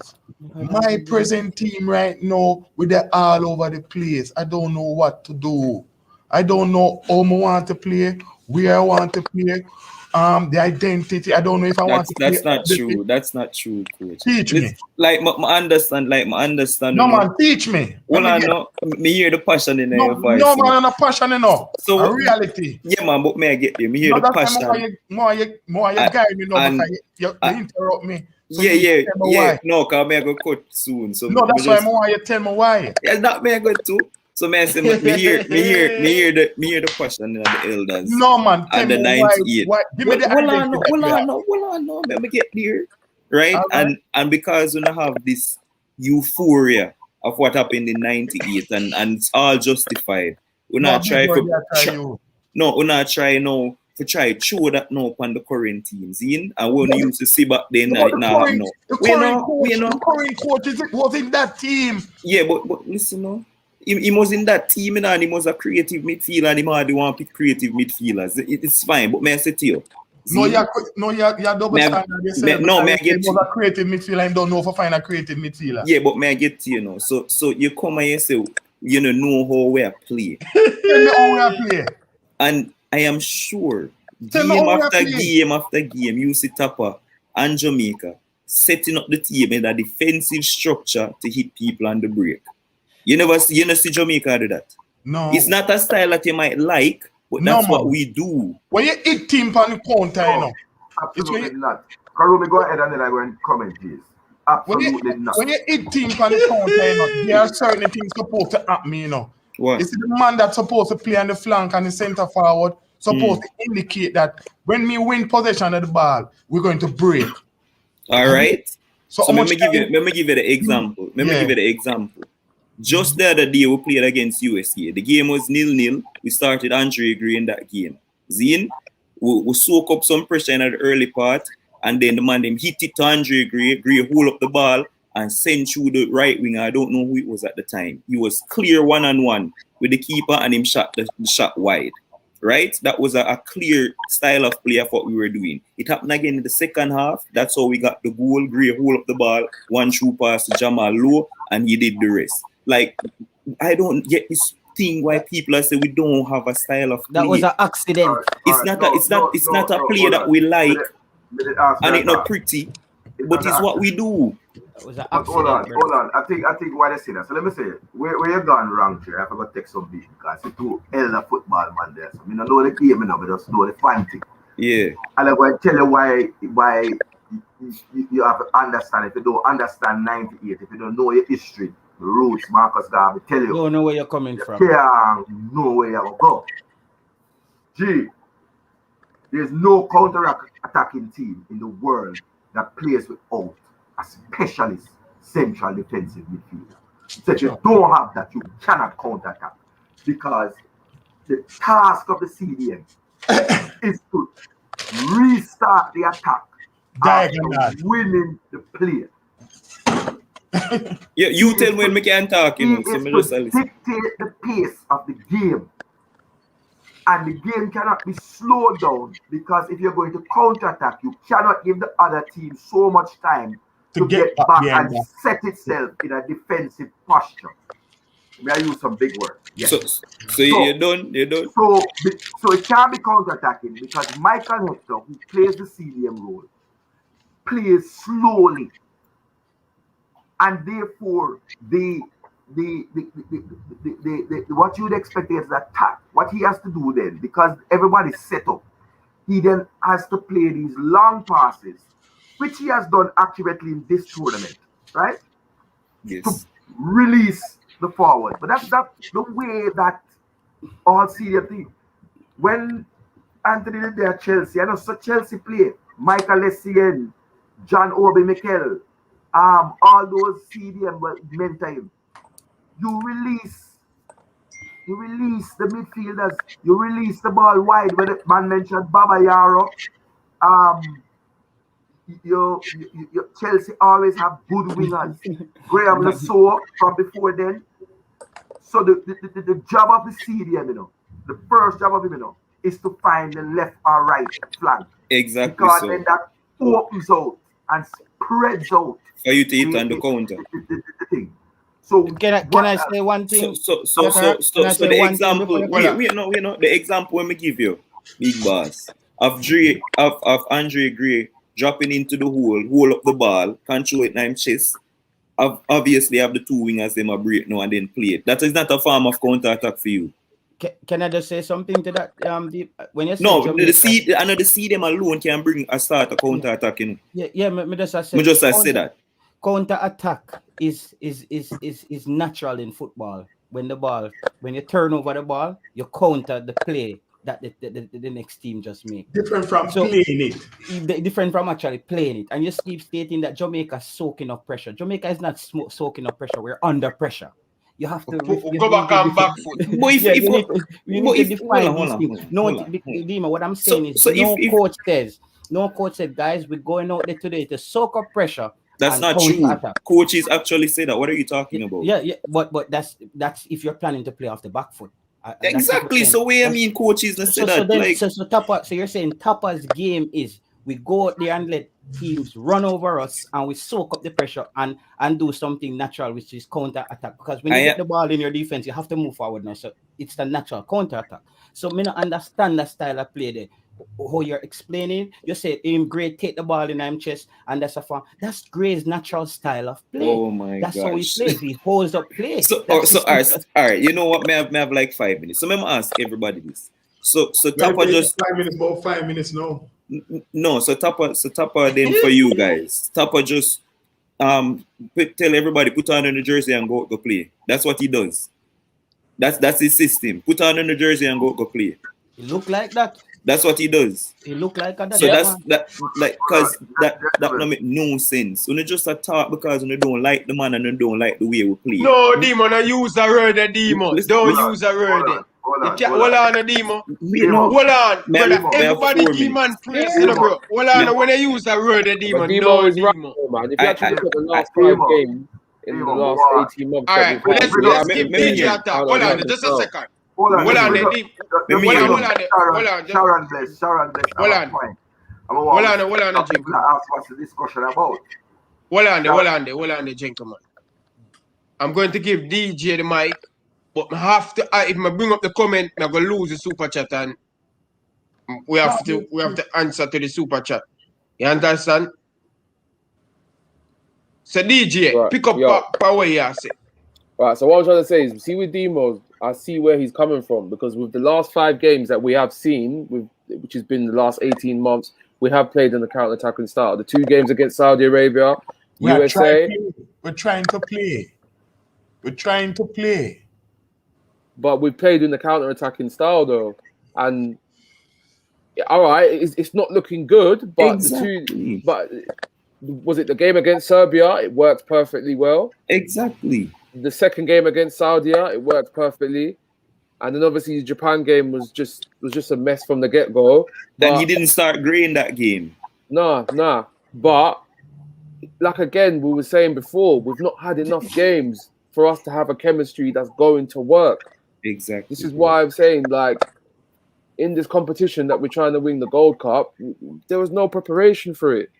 So I understand what you're saying. Like, with Tapa's in-game management, it's not working, but he does have a style in it, and I think the style is counter-attacking. Yeah, they just don't like the style, and that's the issue. Like, that's it. My last point is this, and I said it on your stream the last time. Gareth Southgate got beating for the same exact thing, for being too pragmatic. He got the same thing. Start Grealish so we can be more attacking. Start Sancho, blah, blah, blah. But he started the game how he wanted to start the game, pragmatic, and he got them to the finals of the Euro. He did the same thing to get them to the semi-final of the World Cup. Now, England cried because they're like, oh, we don't have a style of play. I don't know what England is doing, blah, blah, blah. The coach is looking out for his best interest. If what he's doing is causing the team to win, he's going to do it. Whatever fans have to say is their opinion, because they play a lot of FIFA, and whatever them do on FIFA, them think it's going to happen in a real life. No, the coach wants to win. It's the same thing with Solskjaer. No, but you can't say them something, brother. That's the right. Every fan of a game have a right to decide who he wants to see on the field. I'm spending money buy a season ticket, or I'm spending money and buy a ticket. That's fine, and the coach have all right to win games. Right. This up him, demon. So here what my issue is with Tapa, right? I tell you something. See, and in this last game, they get to say 2 words to him right as him lead the tunnel, and him. I appreciate you for just interact with me as a fan, right? Listen, we played against Serbia, and that was the best Jamaica look. The formation was 3-5-2, and somehow we tapped to that. So we found the magic. And lose the magic. 3-5-2, and then just tear up the textbook and start go with some different style. You know what is my disappointment in that? So if we had, I'm saying, I think Demo was coming. Come on, I juggle one. Hold on, Demo. If we had remained with the 3-5-2 from the Serbia game going through, we could have said, all right, we see a style. Then now we have come, which I think is the part I think we came with this twin tower business, playing 2 strikers who are exactly the same physically. Technical, well, not technically, because Corey does not miss chances like what Shamar is doing, but the same mold. It's like England are gonna play, and let's be ridiculous. It's like England are gonna play, and they're gonna put Duncan Ferguson and Emile Heskey as a 2 striker. Like people are gonna do, or no, Duncan Ferguson is Scottish. But let's see, what the tall brother name? What they play? 2 meter Peter Crouch, and Emile Heskey, and the twin tower. Everybody would look like, are you mad? So that can't work. And I don't know who thought of it, but it's not a good idea. That's not how you play. You have a small. But the only thing is though, the squads have been different every time we go on international break. It's never been the same set of players. No chemistry. Like I said, but I have to run, guys. So big up on yourself. Run too early, man. No, man, I have another show for jump on and then come back. We'll go by our show and come beat you over there. Demo high, yo, it's football season right now. Demo high in demand right now. How about the West Indies jersey? Do cricket now. Yeah, I'm gonna talk some cricket. You know that man says all around there anyway. I'm gonna play along at the slip. Big up. Carol, we can jump in that axle and go around there. Can I just say something quickly, guys? So you see the counter-attacking game where Demo talked about? The 98 team was a team who was really good at executing what Tapa is trying to do right now. Because we had some really speedy players. We had Peter Cargill, those guys, Gregory Messam. We have Pepe Goodison. Jay Taylor, don't do that. People will wonder if you have lost your collective mind. Peter Cargill, speedy? You just said we have some speedy players, and then you said Peter I said Peter Cargill in the midfield. He was the more general. He was the balance. No, he was slow. He was molasses. Yeah, but I wasn't saying him as the person. But British friends would know Treacle or Toffee. Yeah. Right. I wasn't saying Peter Cargill wasn't a fast player. Peter Cargill was a composure We did not play fast because Tapper was slow, because Tapper used to dribble with the ball, which slows down the game. Cargill was slow, right? Andy Williams was chubby, and wasn't the quickest thing, but he had a blasting shot. So we never had a fast midfield. But I think the team used to counter. The team used to look much faster in counter when they counter. No. If you watch someone, I think we can disagree on that. It's nonsense. No one could agree that Jamaica played fast in '98. Coach, help me. Okay, I disagree. We played and strung together 20 or 30 passes. That's what we did.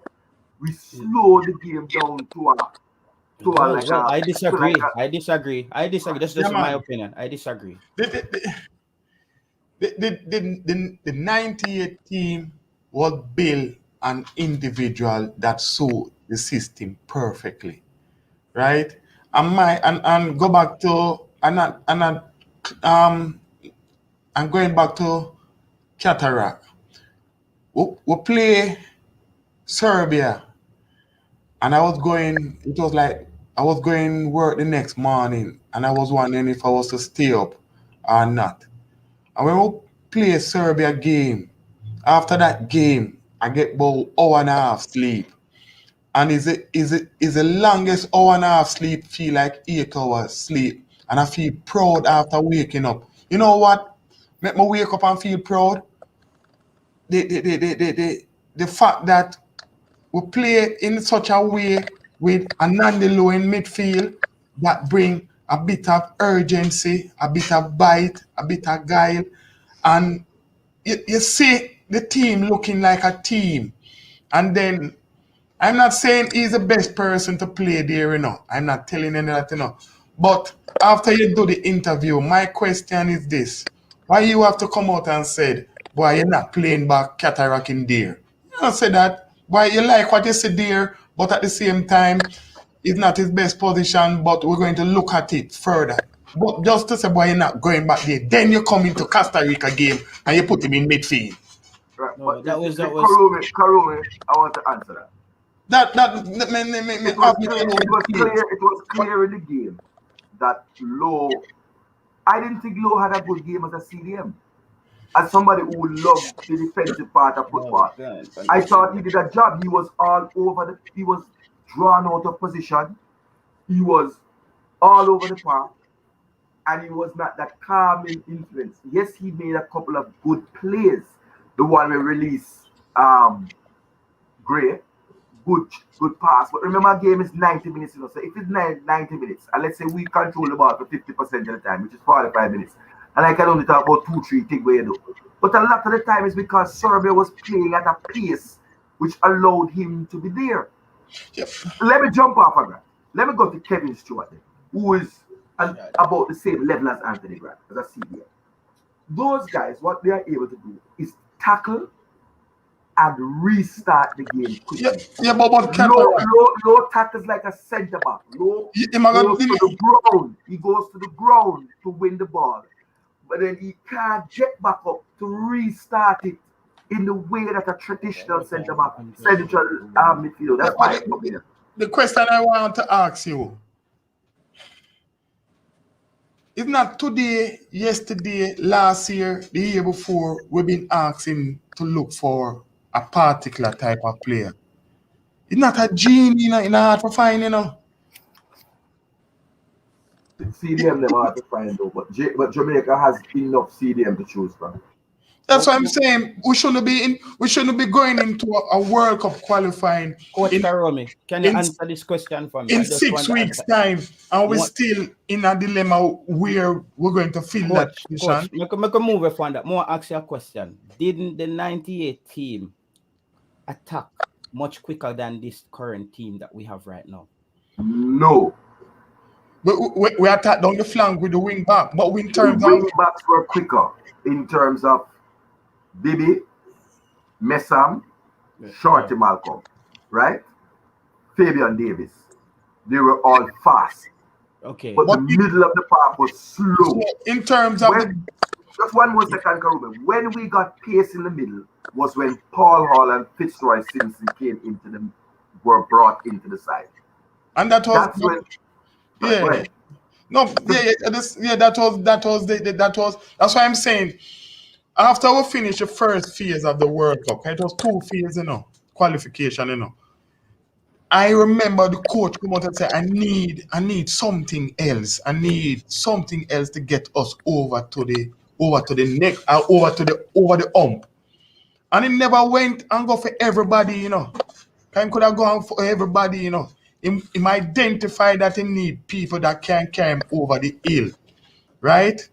And Dan Burton was not on the list, Dan Burton come with right name as friend, Fitzroy Simpson, just to come vacate, have a little. So I go tell me wrong. Yeah, when they come and up on the beach and see Carlin. Yeah, and them see my play. You know the truth? No, him see Carlin and him ask who's that? That is the truth, talk the truth. And him come a stadium and say, can I just train? Yeah. And him try to impress Carlin, remember Carlin was being the man's wife. In case you don't know, I take Carlin from being the man. Him just go up on the field to try to impress Carlin and say, can I get a run out? If you don't want to know the truth, hello, me there with him great here, me there have some great here for me. He was not planting, he just want to come train. Nobody never said, yo, you're born in Britain, I'm a quarter. Yeah, ball, put on your boots and come join in. And then man say, oh, okay. You're in the back of that. So Yeah, I could chop up the Jamaican game before I could know. Yeah, what to say about the super chat? I've been up for the last 15 minutes or 20 minutes. We need to get better in the World Cup qualifier because watch a 5 win, 12 draw, 13 loss. Virgin, this have to improve, Virgin. Since when?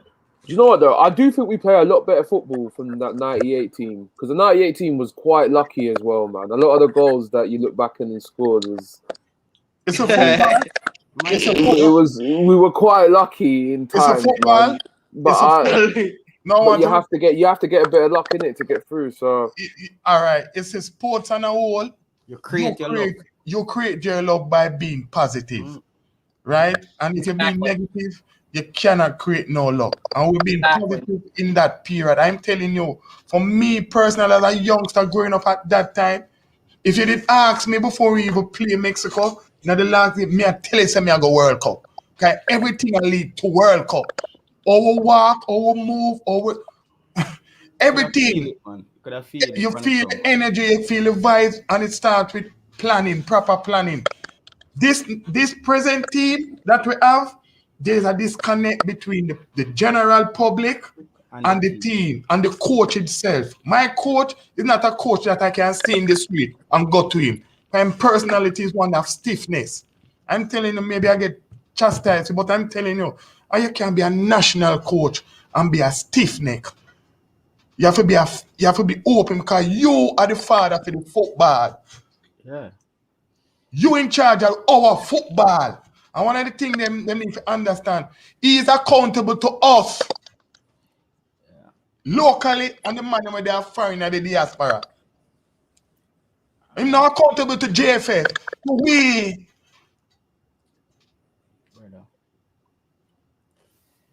Yep. All right.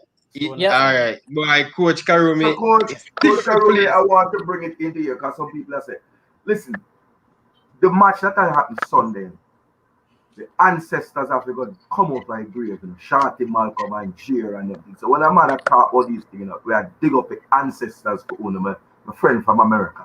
It's going to be a spiritual battle, a spiritual warfare in high and low places.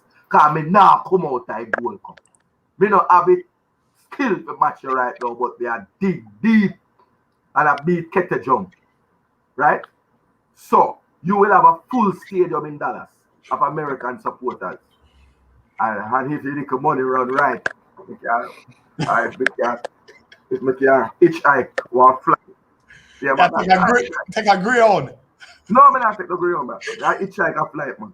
And see if me can get to Dallas this Sunday. But if me can't, I'll be there in spirit. But hear what now. So Sunday coming is not going to be a regular football match. So those who are listen, I've never played football professionally. I've fought professionally, right? There are times when I have fought people who I remember went to Glasgow to fight. When a man telling you feel the whole weight of the city against you, in your head, you know, so the whole weight of Sam's army will be against Jamaica. So don't underestimate that, right? They have America as a battalion of supporters. We have some fans who come through and think this, but we are going to be outnumbered in Dallas. I don't know if anybody breed up the whole heap of the man, couple breeder man breed up some people in a Houston area and them you they go drive, but we don't know them. So I'm not expecting much Jamaicans in the stadium. So I'm expecting a warfare. This is the kind of game you want to see. It would be nice to have seen it in the finals or the semis, but hey, it's at the quarterfinals. So this is winner takes all. Yeah. Coach This Karone. is go hard or go home. Coach Karone. And so, all of the Taylor. So, what we want on the field is men. We want men on the field. Lamar Walker, this is another time thing. This is not a boy business. It's a big man business. Everybody is a big man ball game. You remember me said that to you last night, Ryan? Yeah. This game is not for the weak hearted. No. For the pretty boy. No. So, I'm going to add to what Cataract said. You see, this game is not about players who can play in the position, you know. You need the best 11 out there. A man who can deal with the temperament of the crowd. So the team have to build based on that. Because you have a big man, you know. You have a big man, and next man, you see them nervous.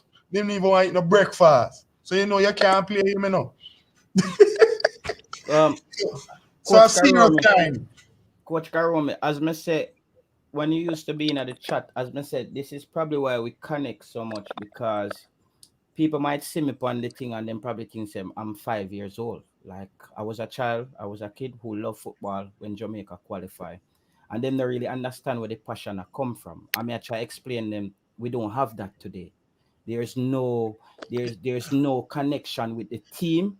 The country True. is all over the place. You have one man that work. Don't let go your thought. Me go up on IG and me see what jersey I promote and me see the jersey I promote and me see the jersey I promote. And me go do some research about the jersey where I promote. Gold Cup a play where you can sell jersey and people can market it.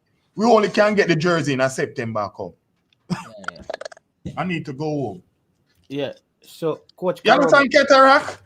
Me surely in this situation. So all the man to sell jersey we have no one. They heard about this with them. But me not gonna beat the JFF. How man to sell jersey with them no one. You understand? So continue, if somebody from JFF Dreamer, I asked them to publish the shirt contract now so we can see as the public and know what the shirt agreement is. We'd love to know. So as you said, Taylor, I'm a country now. All our country. Them think we are yamming. But that's publish that we know. For the shirt, yeah. Because coach, we're not lying up. The match, you know. Costa Rica FA have a tent in the car park, you know, round at the ghetto by the stadium, you know. And a shirt that sell like hot bread, you know. You understand? Hot and them something, or some Yankee boy with them on the corner, with them on the block, and do them block work. And them buy the thing. And them, you know them in the hype? Them sell 2 little thing and get a little 30 bucks and 40 bucks and yeah, man, this is the thing. Yeah. So right. my problem, final thought, Ryan, on that is my. But I'd love to hear from my USC friend. I'd love to hear their thought. Let me finish my point, brother. Okay. You cut me off. As man said, yo, my thing is this. If we're gonna give top a time till the, as Cataract said, the hex round, brother, that's too late. Because if you fire him at that time, the next coach coming in won't have time to really structure a team, because that's what happened with Winfred Schaefer. He came in when the wheel already tear off of the bus, and he might try to patch up the team. What I'm saying is, bro, if we don't win the Gold Cup, the faster we get the change and get a coach who is communicating with the public and getting the Jamaican people behind him and say, listen, guys, We want to go to the World Cup, yeah. We need, you know, and we're gonna create some transparency. This is what we're doing in the team. You're gonna see the energy of the team change, brother. But as long as we have Tapa, just pop up, come give me a conquer cuff 5-second talk. I promise you, this team is not going far, bro.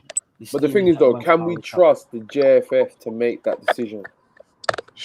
No. That's the big question.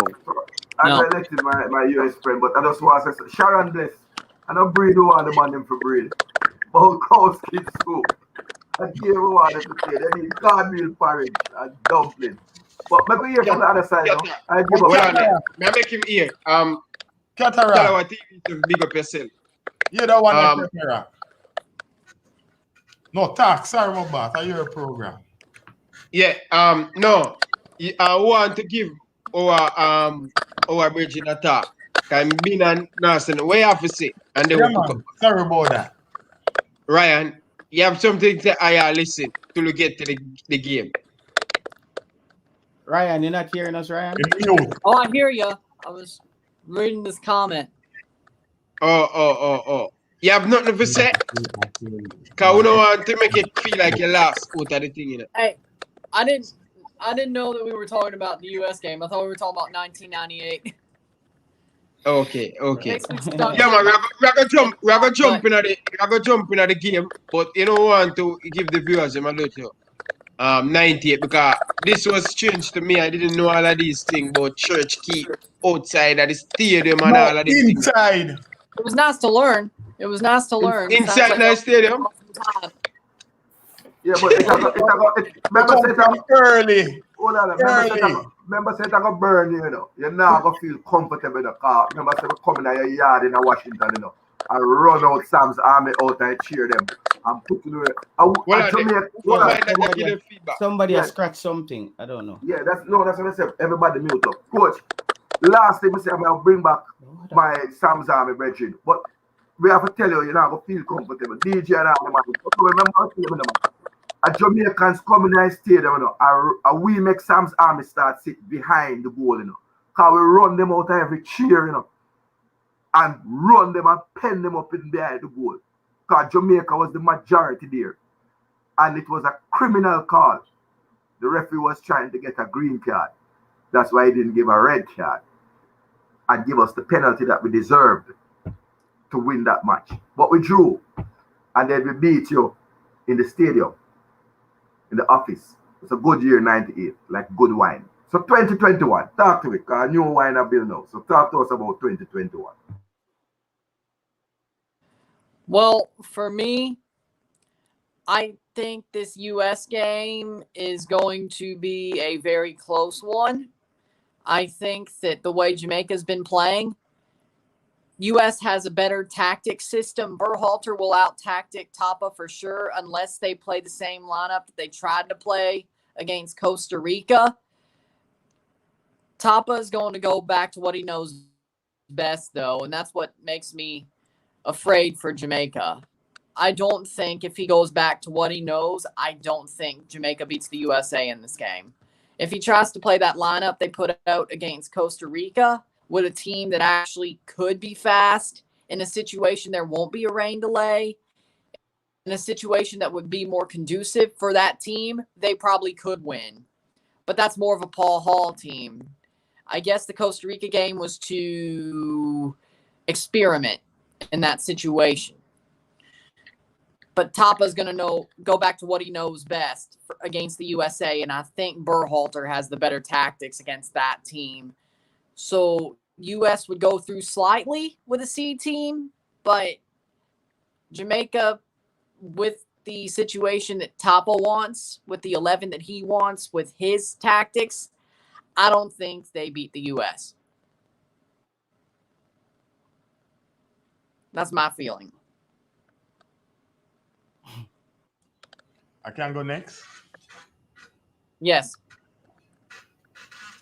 I can go next? I think, Ryan, you're muted. Ryan? Oh, I wasn't muted. Yeah, you can't go next, Coach. Coach Karum. Because I'm at work. kind of talk quiet now. I'm at work. I'm have to take time, show back out.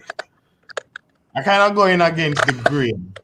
We're going to play a US team that you're not only going to play against the team, you're going to play against the crowd, you're going to play against the organizer, you're going to play the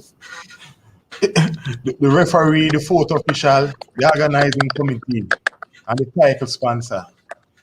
My approach may be different, and it's just simple that if I was going to play this game, Blake in goal, Lawrence if him fit, Leon Moore, Maria. Ryan, can you mute your mic, Ryan? Not the other Ryan, and see what's happening. Let me hear this. Yeah, there we go. Yeah, I'm going again green. I will start with a back four with Lawrence, Moore, Mariappa, and Alvas, Paul, sorry. In midfield, I will go with Devon Williams, Johnson, and Mr. Lowe. I'm going to play a 4-2-3. I'm not changing anything, but I will play with a double pivot, and I'm playing Whitney behind the striker, Johnson behind Burke. Turgot on the right, if Reed is not fit, because COVID is a situation you have to check his health. So he might lose some fluid, might lose. You have to check him. He might have 4 days to recover, but at the same time, if I'm not fit, I will start Turgot and I will play Bailey on the left. And that will be my team starting. Or we'll approach a game. If you play open with the USA, we're going to get burned. I don't think we can play that game. I don't think we're fit enough to play that type of football. Right? The best we can try to do is to play the game in our favor. Play it slow, boring, try to take the crowd out of the game. Right? As long as we try to do that, for me personally, that's my opinion, we have a chance of winning the game. And we're going to get chances, and we have to make them count. If we don't capitalize the chances that we create, we're going to have problem. And I'm basically carrying Jamaica to win 1-0, right? But it's going to be difficult. It's not a game for the weak-hearted, and you have to have players that are willing to sacrifice themselves. And we have to be brave on the ball. We have to be brave on the ball. America, them last couple of games that they play, the first 15 minutes of each game, them try to finish the game. They want to get that early goal. So you see, if we play with the ball around the back, we're going to go an uphill task. So we have to be careful. I think we need to play more direct. Play up to Burke, play for the second ball, and play the game in their half as much as possible. That is just my opinion. It may be different from everybody's, but I will play low in midfield. Honestly, I will play low in midfield to compensate for the big unit that's supposed to come through the park and allowed the best player them that I have available. The best part of our team presently is the defense. I don't think Mariappa need to be on the bench in this game. Personally, that is just my opinion. Ryan, because I'm have to go cut soon. Look here. I you know my thing though. On my side I play, I carry my side. I care what. Till the whistle go out, I carry Jamaica. So I'm looking at two things. What Tapper might do and Paul might do, and what I would do. So if a 4-4-2, if they're going back with that system, I would certainly love to see Kemar Lawrence, Damian Lowe, Liam Moore, Adrian Mariappa at right back. Now, Joe, Fisher and them something now work. I know Easter, no Fisher, I know Easter, I know Fisher and boy. Be a little bit controversial.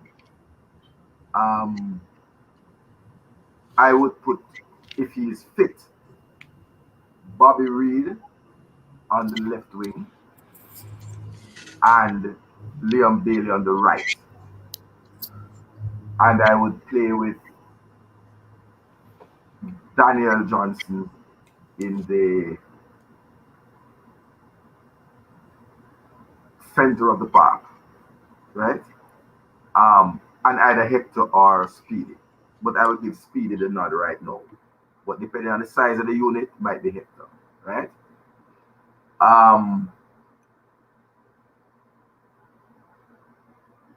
And Gray and Burke up front. Anything that does not have Gray and Tony and Andre Gray and Corey Burke up front, I'm not with that.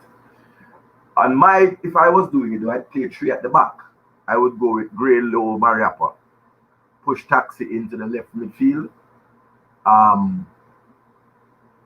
alongside Reed, DJ, Speedy, and Bailey on the right, and so 3-5-2, and Burke and Gray up front.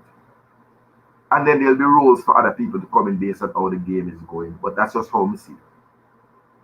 Right? So I think, yes, Speedy has been developing and has been improving as a player, one on the people. They pick up through 87 Wave Entertainment, you know, so you want to cataract from them from every show, big up yourself. You see it?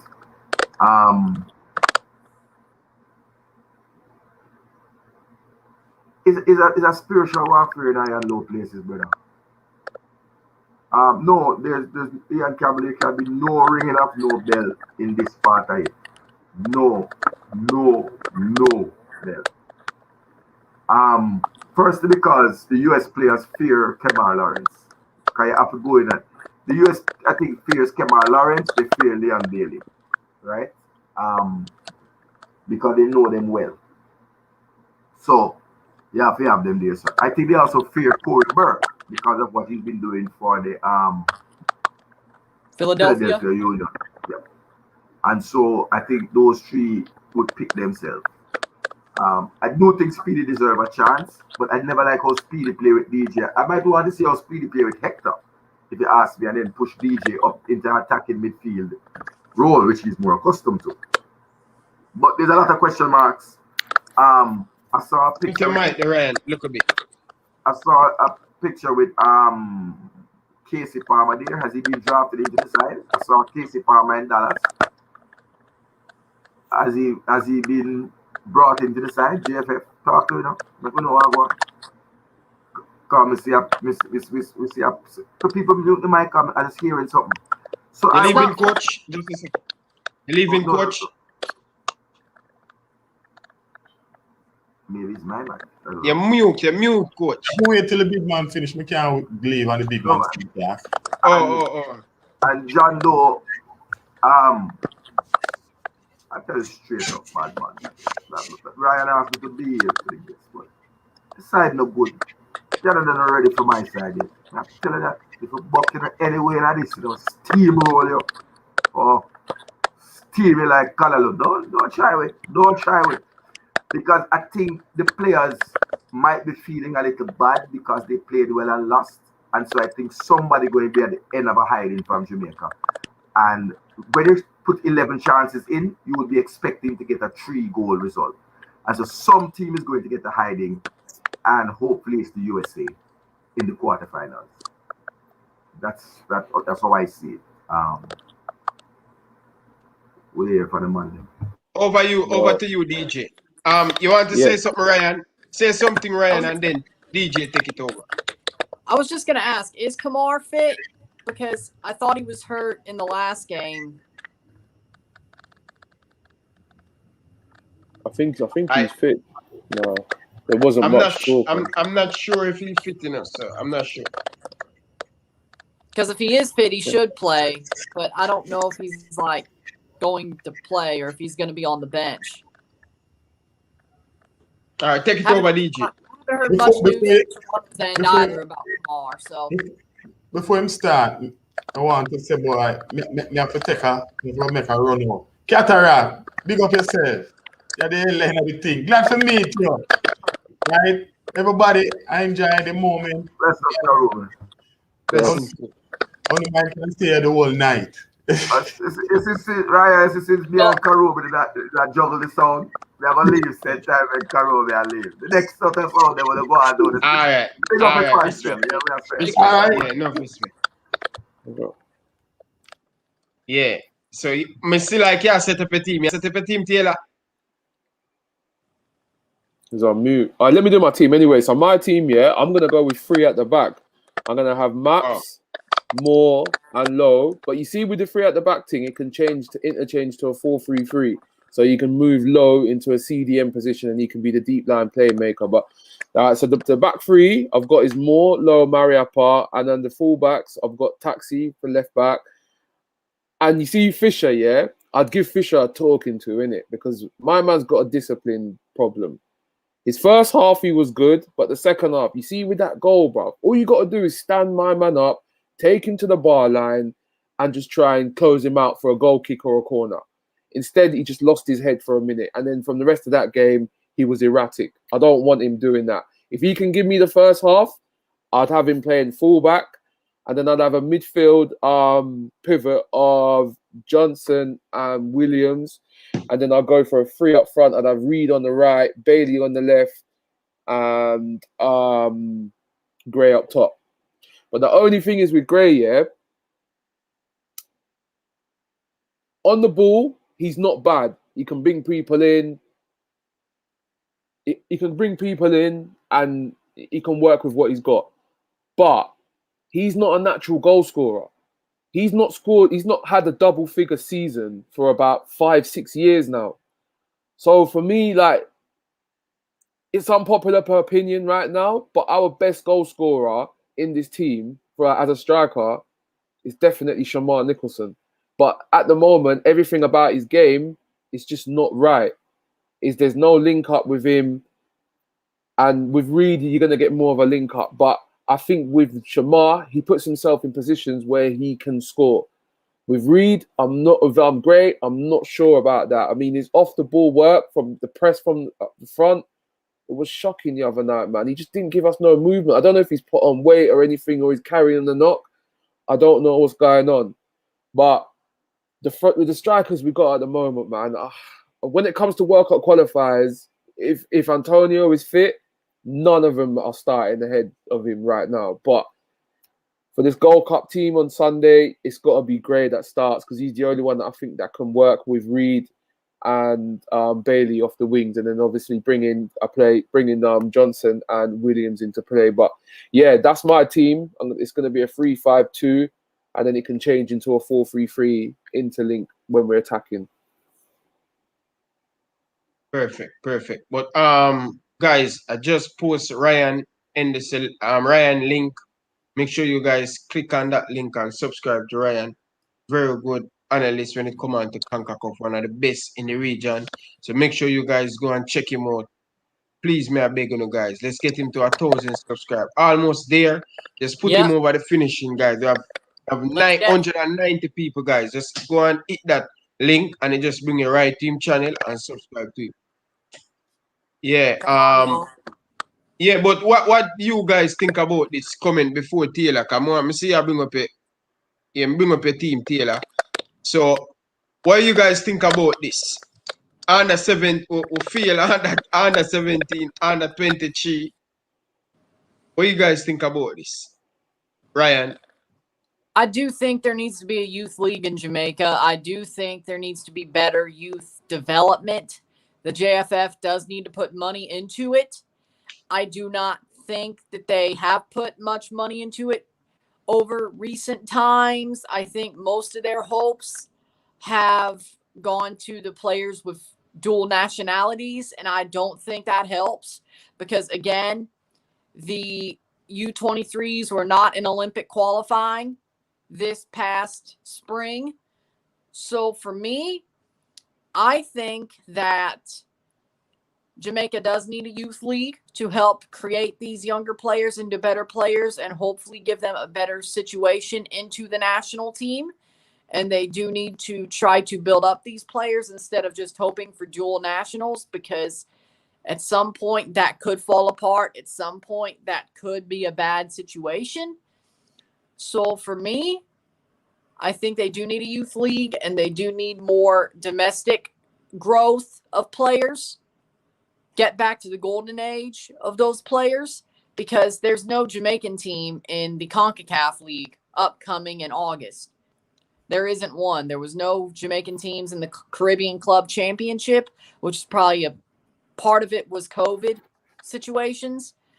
But there's no Jamaican team in the CONCACAF League this year that's going to start in early August, which also is I think that says a little bit. But the last time there was a Jamaican team, they got beat 3-0 by Arcaí of Haiti, Waterhouse. That's not acceptable. That is not acceptable for Jamaican football. So you have to see that they need domestic growth. They need to be better domestically, not just with dual nationals. Most definitely. Correct. Taylor, you want to add to something from that? Well, he said everything. Remember, we spoke about the under 17 last show. And I said, last week, I think. Yeah, and I said to you, Ryan, that's where we need to focus on getting a top class coach. Yeah. Jamaica should miss another under 17 World Cup, because when you start qualifying for under 17 World Cup, you have a chance of having more players coming through the system, and you will have better under 20s and under 23. But if you're not having that core players, the core under 17 players playing at a high level, we're gonna have to scrap and try find some guys to make up the under 20s. So I think the under 17 for me is the most important part of your football. We should be looking at Jamaica and say, yo, we have 5 under 17 players coming out, and this player could end up at Manchester United. This player could end up there. You know what I mean? Because that's where they look at players when they're 17. They're not looking at under 23s. You got to be really good. It's when you're 17. I remember when Saviola Jamaica in that World Cup. When Jamaica qualified for that World Cup, every team wanted Saviola. He was the hottest thing on the market because he went out there and you could see that he was just a possible world-class striker at that age. So he was leaps and bounds ahead of his opponent. So under 17 to me is the key. That's where the key is. And as far as my starting lineup, I did my best to try to get Corey Burke and Andre Gray on the park. But we know we're gonna have to sacrifice. The sacrifice coming with between Blair Turgot and Corey Burke, because Tapa might go with Corey Burke. I just don't want Corey Burke playing by himself as a lone striker up top, because he hustles a lot for the ball and he's not gonna be in position when you need him to be.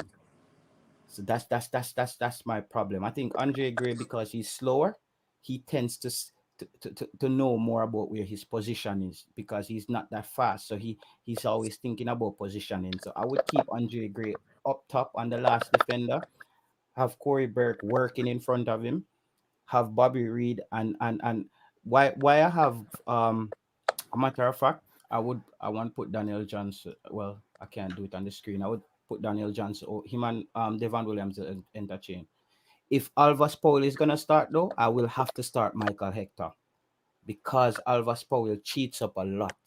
And I feel like the USA could exploit us, and we're gonna need Michael Hector to slide back and cover for Alvas Powell. But if we're not starting Alvas Powell, I think Mariappa is smart enough and he's gonna do the right thing. He's gonna make the short pass and he's not gonna cheat up too much, because he knows his ability. He's much slower, he's older, so he's gonna play a solid backline. Yeah, he's gonna play to his limit. Especially Mariappa been in the Premier League playing a full house stadium against Salah, Mane. So him know how to deal with the crowd, and especially we want to keep it solid at the back. We want to keep it very tight at the back. We don't want to concede no early goal. We have so much attacking player. We don't need to see Mariappa pushing up, going right up there. No. We have Corey Burke on that side, our Blade Taker, whatever we're going to use up there, but we need a little bit of safety in the defense, because what we know about this United States team, they love to score. They love to try to kill the game very early, and the crowd will be behind them. So we have to be mindful of all of these things. And Ryan, this is why Oh, go ahead. Go ahead. No, I was just saying, to be honest, I don't think it's a game for Hector, because the last time we played America, if you don't remember, I think they targeted him and they came in a bit narrow, and they just killed him every time. Like he just couldn't find the positioning to even. Once he got on the ball, he was just high pressed, and then even when off the ball as well, positioning was a bit skeptical. So for me, it's not a game for Hector to be playing, man. I'm sorry, man. That I don't know. I just don't really rate the guy, to tell you the truth, man. He would just be there for defensive purpose. And my reason for starting Amari Bell over Taxi, I don't want Taxi cheating up in that first 25 minutes too much. And the US is gonna be very aggressive. We need Bell to stay in that part of the park and just soak up some of the pressure and just do the right thing. Just keep that cohesion for the back line. For me, I think Taxi Lawrence can come in the second half when we evaluate where the team is going. But the first half, I think having Taxi and Albus Powell at left and right back would be very risky for Jamaica. Agreed. That's actually a very good point. And besides, with Kamar not being completely fit, having to come out against Costa Rica, I would like to see him, if he plays, to come on as a sub, because also, I mean, I'm a Toronto fan, so I'm weighing my options here. I don't want him to be hurt when he comes back, because we've had injury problems all year. So I think Kamar coming in at the second half, if he's fit enough, after they see what's going on in the first half, I think that's a good idea for Jamaica. I think they should be more defensive at the back line at the start of the game against the USA if they want any chance. I think they need to be clean defensively. I think if they don't stay clean defensively and they have outside backs, they're going to cheat up. That doesn't bode well for them. So I think Mariappa and Bell being there is better at the start of the game. I really agree with that. I'm not sure about Bell, you know. I know he's limited, DJ. He's limited, but what I'm saying, if you're gonna have a player like Leon Bailey, or Corey Burke on either side, these players are so attacking minded. You don't want your left back to be also in an attacking mindset too much. Yeah, fair enough. That's the risk. What I'm trying to do here is just neutralize the USA for the first 30 minutes. Just neutralize them so they keep running into players who are not really moving that much. And Bell tends to just stay in his end of the park. So I would just do that for the first 30 and watch the game. Mariappa as well is security. I don't want Alvas Powell all the way up here, and then Damian Lowe constantly has to be peeling back off to make pick up space. We don't want that. We want a solid right back and a solid left back to just hold that wall, and then I think we have enough attacking players up front. And the danger would come in with Speedy and Bobby Reed. It would be interesting to see how these two, because Speedy was playing the ball to feet a lot the last game, which was good. But Tyreek McGee, you see that he's effective going forward, but he doesn't run back at all. He was out of position a lot. He tends to just stick on the left side of the field. We need a player like Bobby Reed who's going to check back and also move forward. And I would want to see Corey Burke and Bobby Reed also rotate in that position. Sometimes Bobby Reed peels out and Corey Burke comes back in, and Daniel Johnson can move up and Devon Williams stay a bit low. So it's like they're both in a straight line, but they're moving like this. So it's how the coach implements this. It can be more flexible, but I think you want those 4 cutting edge players up front and these 4 safety nets at the back, and Daniel Johnson, Speedy in there trying to figure out how we're gonna move forward. That's just the idea behind this. A few things still, and I see why you go with Amari Bell, but I think Taxi Lawrence have more experience in this situation. Been there, done that Copa America, 2 Gold Cup finals, semi-final. This guy have a lot of quality, and if he fit, I think Coach Whitmore will definitely play him. I has to agree if he fit, Whitmore going to play him. And then on the other side now, Corey Burke is very solid, hungry, ever hustling, don't give player any time on the ball. So I really like the lineup, but I would just make one tweak to a lineup. And I would bring in Kemar Tax-Lawrence. But it's fine. It's fine because we don't know if Kemar Tax-Lawrence will fit. You understand? And then Alvarez Powell, he look like he's not going to be fit enough. And then O'Neal Fisher now, he have an okay game in my opinion in the last game, but I believe Mariappa with the experience, and I would love to see Mariappa start in this. We're going to need the experience. It count when it count in this big moment. We need going to need that, and especially going to have player off the bench. You're going to need to make an impact and all of these stuff. So it's a good lineup. We can have a player like Fisher out there, like where him just like him take a mad pill and just do something crazy. We can't have him out there. Like the guy do something silly the other day. I'm like, yo, what just happened to him? Like he just freaked out. We can't have those kind of players because this USA team, especially in the first 30 minutes where the crowd is roaring and the adrenaline is high, we need level-headed players on the field. This is what the first half of this game to me is the most important half of this game. Soak up the pressure and get ball position in the midfield. And I think Bobby Reed, Leon Bailey, and Andre Gray, I think those guys will cause problems for the back line for the unit. Definitely. Yep. Yeah, guys, smash up the like button, man. Guys, we're on way soon finish up the live because let's give it 200 likes, man. Let's put on the next 12 likes, man. We are wrapped Run up. up the likes. Run up the Slap likes. the like button, man. Slap Yeah, the man, like smash button. up the like button. But Ryan, what do you think Jamaica should scared about this United States coming to this game? You see an era that Jamaica can really attack this United States team? I think they can attack the U.S. team, but they have to take away the momentum because the U.S. will come in with momentum, with confidence. Jamaica is coming in with a little bit of regret about that Costa Rica game. So Jamaica would have to be a lot more stable and defend. The more you defend and the more you keep the U.S. scoreless, the more that you believe you could score and the more you believe you could beat them. So the more you go forward, the later on in the match, when you keep the U.S. from scoring, they can't get after them.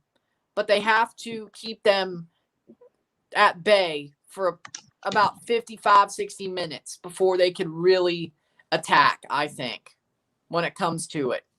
For me, Ryan, let me just address somebody. See, Gavin Williams. He's saying, Taylor, put some respect on Alvarez Powell name. Only player in the squad representing Jamaica, Youth World Cup. And my friend, we're not saying Alvarez Powell is not a great player.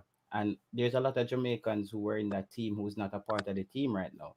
What we're saying for this squad, Alvarez Powell is a good player, but he gets caught out of position a lot. He cheats up a lot, and this is not the game where we're gonna need that. We don't need our right back Alvarez Powell to cheat up so far.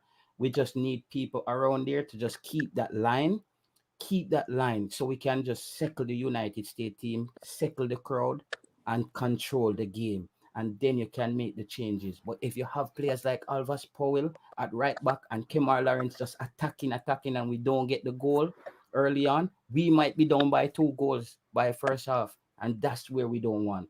We don't want the Jamaican team to be down by 2 goals going into the halftime because, guys, we would be up against it.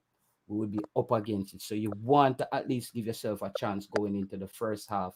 So settle the team. You have to remember that they have home advantage. They have home advantage against us. So we have to settle the team. But we need level-headed. And I think Adrian Mariappa, he's always making the safe pass. He always makes the safe pass. He's not going to do anything too crazy. And I think he will do way better than O'Neal Fisher. Brother, O'Neal Fisher should just be the guy who's filling up the water bottle them. And if the coach say, all right, Fisher, we run out of play already, warm. But O'Neal Fisher, nothing then, no weapon, no card, a talk about starting and all this stuff. Guys, we have to get over it. O'Neal Fisher is not the guy. He's not the guy. No. If you look at that lineup that you put up, it's probably the most mature lineup as well. Because obviously, with the situation with Nicholson trying to take the free kick the other day, like you don't really want that. I know it happened with Lawrence and he scored, and then it was a good moment. We got to the final, but them things only happen once every now and then, you know. But with this team here, you can see it's a well matured team. I think everyone knows their job. And we have to stifle America for the first 20, 25 minutes at least. Keep them quiet. Try not to let them get in behind. And, I mean, the longer the game goes, man, it's going to be in our favour. And if we can just be clinical, man, I think this is the problem we've had in this tournament. We've not been clinical. If we've been clinical, man, we see out a lot of teams. And with the attacking threat that we've got enough to create chances, but we have to be clinical.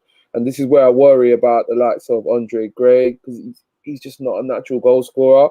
He can do everything else, but when it comes to in front of goal, I haven't got much confidence in him finding the back of the net. Bailey, yes. Reed, yes. Burke, I've not seen a lot of, but he seems like he's hungry. But yeah, we're going to have to be clinical on Sunday, because if we're not, we're definitely going to face exit. Yeah, I agree. And I think why I put Mariappa next to Damian Lowe, those two already has a relationship. You know what I mean? They already, their communication is going to be very good on that side. Those two players have a good communication between both of them. And then you have Liam Moore over here communicating with Bell. I think because what you're doing there, you have an experienced veteran with a younger player. So you're always going to keep them in check. It's the balance. You look in the midfield again, you have a Daniel Johnson, a Speedy. So the communication is there. It's all about communication. This game, we have to go with experience over projected talent. Exactly. Because this is not the game for experiment, guys. This is a final. We lose, we're going home. There's no other game. Exactly. Correct.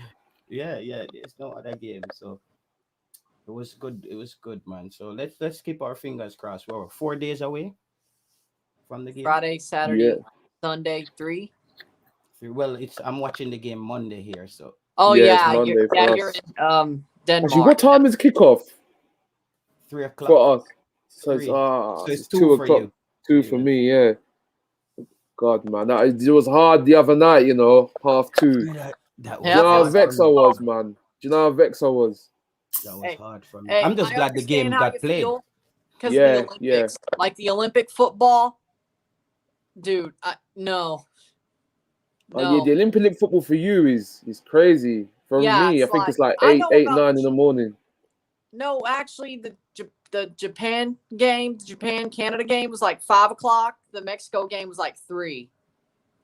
Something like that. But I know about the Japan time zone because I love the show Sasuke, American, like Ninja Warrior.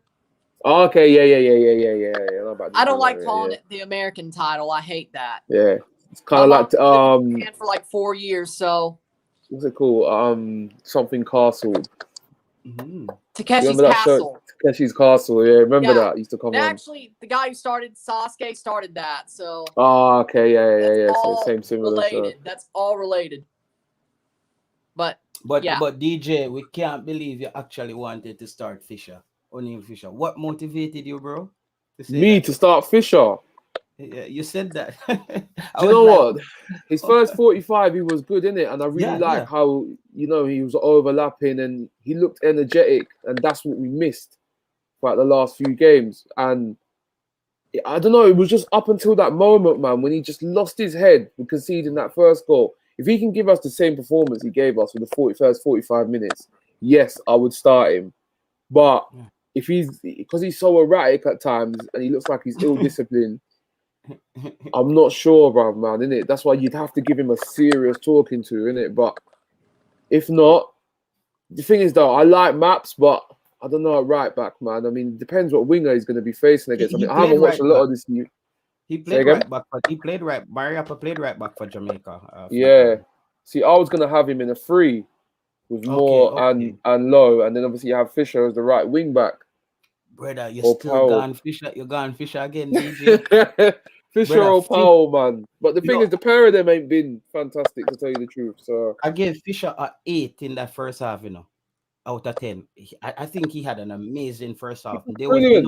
There was no penetration from Costa Rica on his side. He was in position, but that's the problem with Fisher. He has that one moment that can cost you the game. And the problem with Fisher is whenever he gets the ball, he tends to hold up the ball without no sense of direction, or he just close himself or from the outlet and just face the sidelines. Like, I mean, always the only see thing I him do can that. think of is that he's not a natural defender, is he? So I think that's the only thing that goes against him, man. But yeah, man, his performance was good in the first half, but the second half, man, he did really throw the game away for us. So I mean, that's the only thing. But that's the problem. But you know what? That's just Jamaica in general, though, isn't it? Like, we've been watching him for so many years now. It's so unpredictable. You never know when we're gonna turn up or not. So it's the last go around for Fisher. This is the last go around, I think, for Fisher, Alvas, Powell, those players. I think this is their last go around. After this Gold Cup, there's gonna be too much competition in this is the thing, man. I mean, if you look at I got a list of players. Well, let me do with the right backs here. So you got Ethan Laird at Man United. He's a youngster. You got Ben Johnson at West Ham, Carl Walker-Peters, Carl Edwards, and Nathan Ferguson that was mentioned earlier. So, like, if we can get at least 2 of them to come in. We have Harding. Where's Harding as well? I mean, he looked all right against Serbia, but the Japan game, he had a bit of a bad one still. But those players I mentioned, if we can get at least 1 or 2 of them in the squad, and even I don't think I even mentioned Carl Walker-Peters. He's another one as well that we can get in, and Joe Justin on the left wing as left back as well. I think our defense would be more or less. It'd be more or less ready to go for the qualifiers, but it's just getting that over the line, isn't it? It's just trusting the JFF to make these decisions. You see, qualifier, there's 4 players we don't want to be talking about in the qualifier.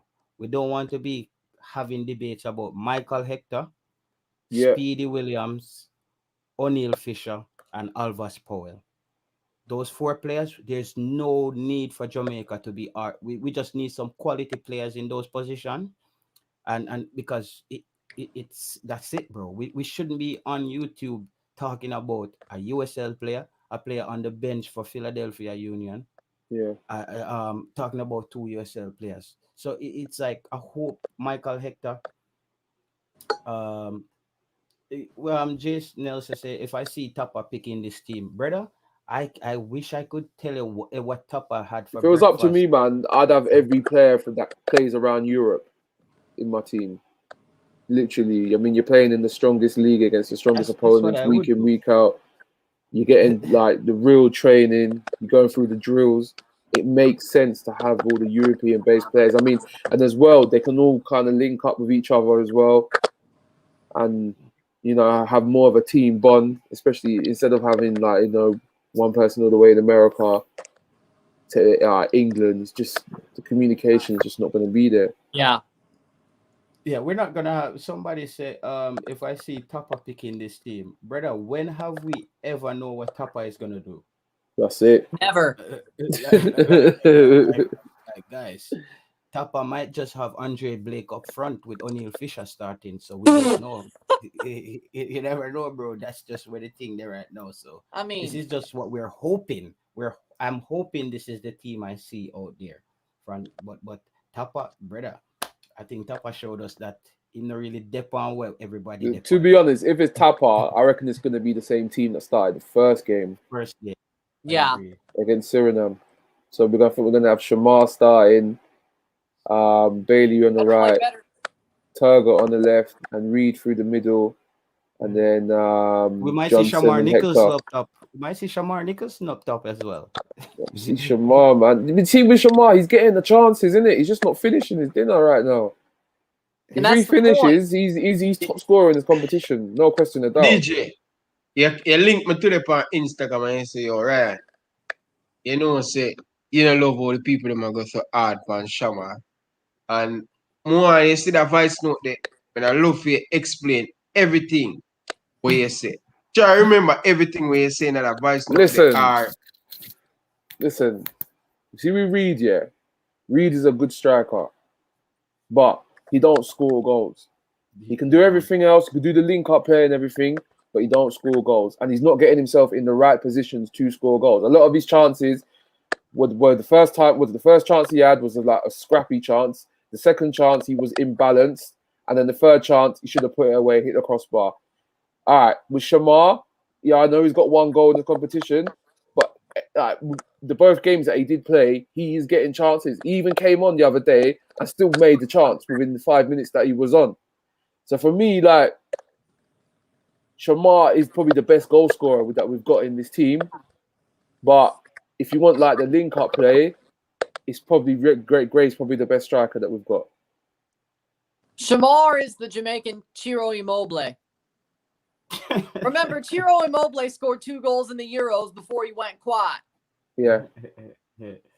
I'd say he's a Jamaican Lukaku, bro. Like, you know what I mean? That's disrespectful to Lukaku. Yeah, but Lukaku, listen, I'm a Man United fan. I know what it's like to have Lukaku up top. Like, when he's not scoring, you don't see him. He doesn't offer nothing.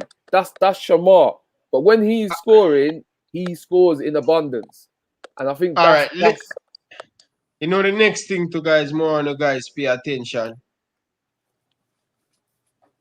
What good striker do? I want to ask you guys, what good striker do? Someone can answer the question there. Score goals. A good score goal, right?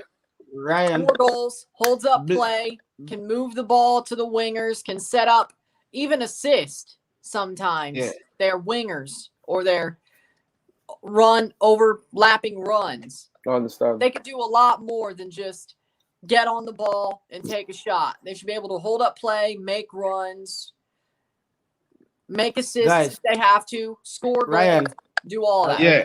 I got to up, guys. Bless up everybody. We did 3 hours with you guys. Bless up everybody in the chat. DJ, big up. Ryan Anderson, Ryan LFC. See you guys soon, man. Have a good respect, man. Bless up. All right, bless. I'm going to say this. I'm going to say this, guys. Look at this. Big man thing, and I want you guys to open your eye. What a good striker do, he get no. What a good striker do, a good striker put himself in the position to score. That's when you know a good striker. It's a Shamar, he's still 23, 24. He have a long way to go. Yep. And as I said, as the more the tournament goes on, the better he will come. Remember me tell you, Gray will not find himself in these opportunity that Shamar get. Not saying Shamar better than Gray. I'm not compare them guys. I'm saying as a good striker, you have to make sure you find yourself in the situation to even to get the shots on target. What Shamar has done, he always in the good place, at the right place. You have to know when to know where to arrive in the box. That's what Higuain and these players them know where to find himself in front of the goal. You understand? But he young, and the older him get, and the better he will become a striker. Because you know what, you see with Shamar, because he gets himself into so much positions, brother, and you're saying that he's young as well. Listen, he could be Jamaica's highest goal scorer. I'm sure is any like 10th in the list already. If I'm right or wrong, I'm sure he's like top 10 already for Jamaica's highest goal scorers. And he's still got I'd say another 10, 11 years at the top. So I understand. I know the people them are not feeling Bowser, are they? They're not feeling Bowser at all, man. But I get it. Like when they love him enough. They love him enough. But he just missed too much chances. Yeah, man. Do you know what it is, bruv? Like I've watched some of the best strikers go through it, innit? I remember Andy Cole had the same problem at Man United. Everyone would say it takes him 4 or 5 shots to score a goal, bruv. But sometimes, innit, it's just like the surroundings around you. Sometimes you need to find that right partner. But one thing, if you're always getting yourself in chances to score, you're making yourself available. And that's what Shamar is doing right now. He's making himself available. He even come on the other day. Yes, he was causing a fuss, trying to get a free kick. But, bro, you can see he wants to score. He wants the best for himself and the country. So that's what a good striker do. That's what a good striker brings, man. Kind of like Timo Werner. Even though Timo was offside, he tried to get himself into position. That's a perfect. He will get better. I think Timo needs a little bit more time, even though Chelsea wants next season. I won't be Timo needs a little bit of time. Next season, I wouldn't be surprised if Timo hits 20 goals next season.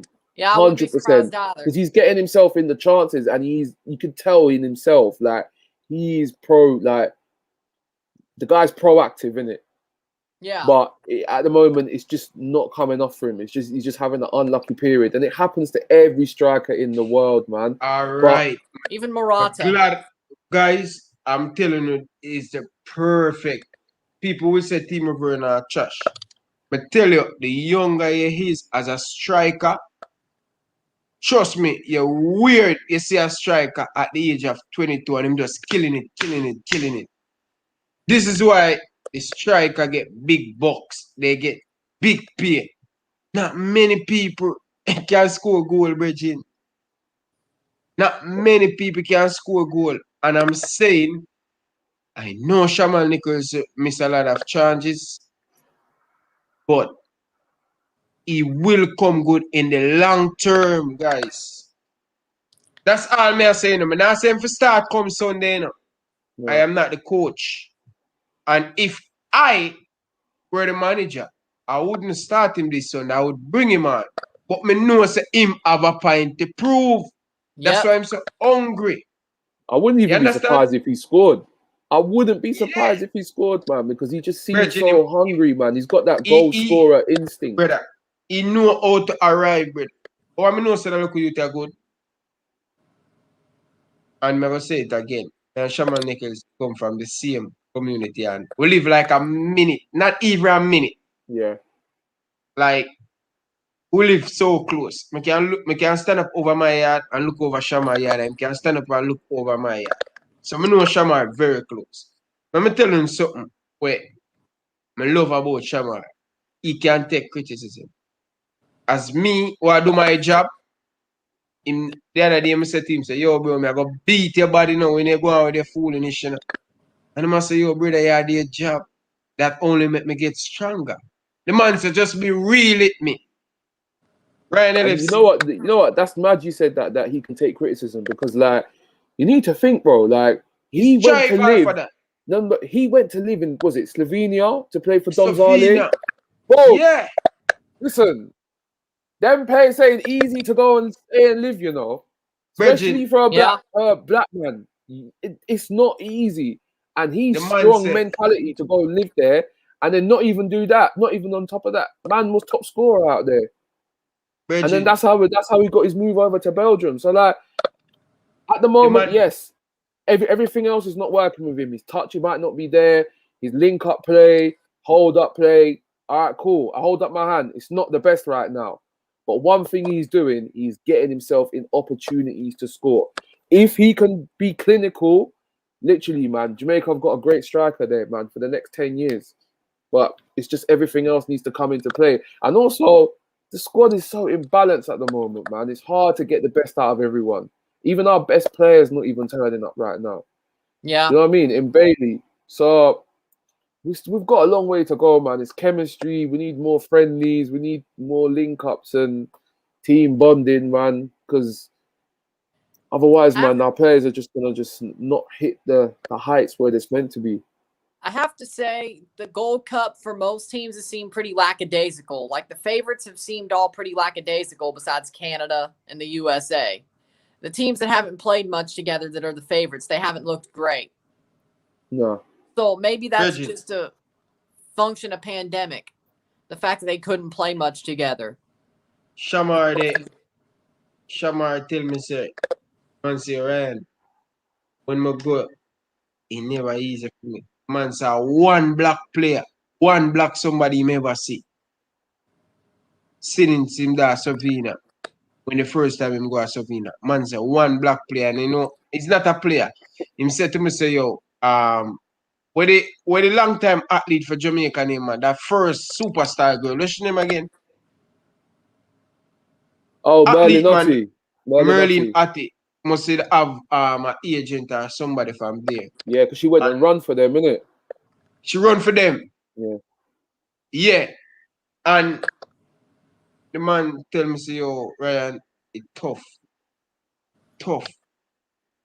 Man say. Sometimes people, fans, we not understand no player go through, you know, when them overseas, you know. The man who wear size 10 and my friend wear size 12. Because the pitch is very cold. And me now make the excuse, guys, man. Just listen to man. Me give Shamara 0. Me give the man 0 in my last two things. So, oh, can me bias towards him? There's no bias there. But you know what you Just can offer, innit? You can know what you just can offer. tell the people them at the inside. All of them critics are, me know say him want silent them.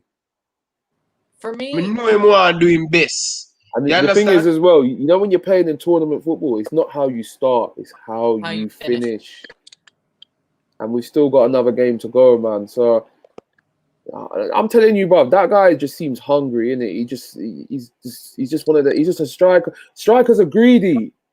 Strikers are greedy. They want to take everything. Free kick, penalties. They want everything. They want the limelight. And like, we just need to just allow him to just be the way he is, innit? Like, that's how strikers are, innit? Like, I know they argue but they want to be the guys that score the goals. You know what I mean? I will say this: I would love to replace Josie Altidore if Toronto could get Shamar. I would totally take that to replace Josie because Josie Altidore. Shamar plus Waylo and Soteldo would be lights out. Let me tell you. But Shamar and Josie kind of have the skill set. That a step down, bro.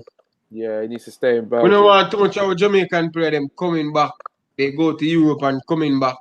We want to see them. Don't surprise next year. I want to win, so I'm sorry, but I need somebody who's clinical that could go with Pozuelo and Soteldo. It's nothing personal to y'all, but I want to win trophies.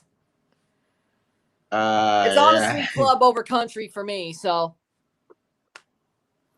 But guys, have you guys long enough, man, over 3 hours, Bridging. I really appreciate you guys come and share with you guys and the preview. And I want to big up the people them in the chat. DJ, big up on yourself. Fitness Market TV, big up yourself, my brother. Enough love, appreciate it.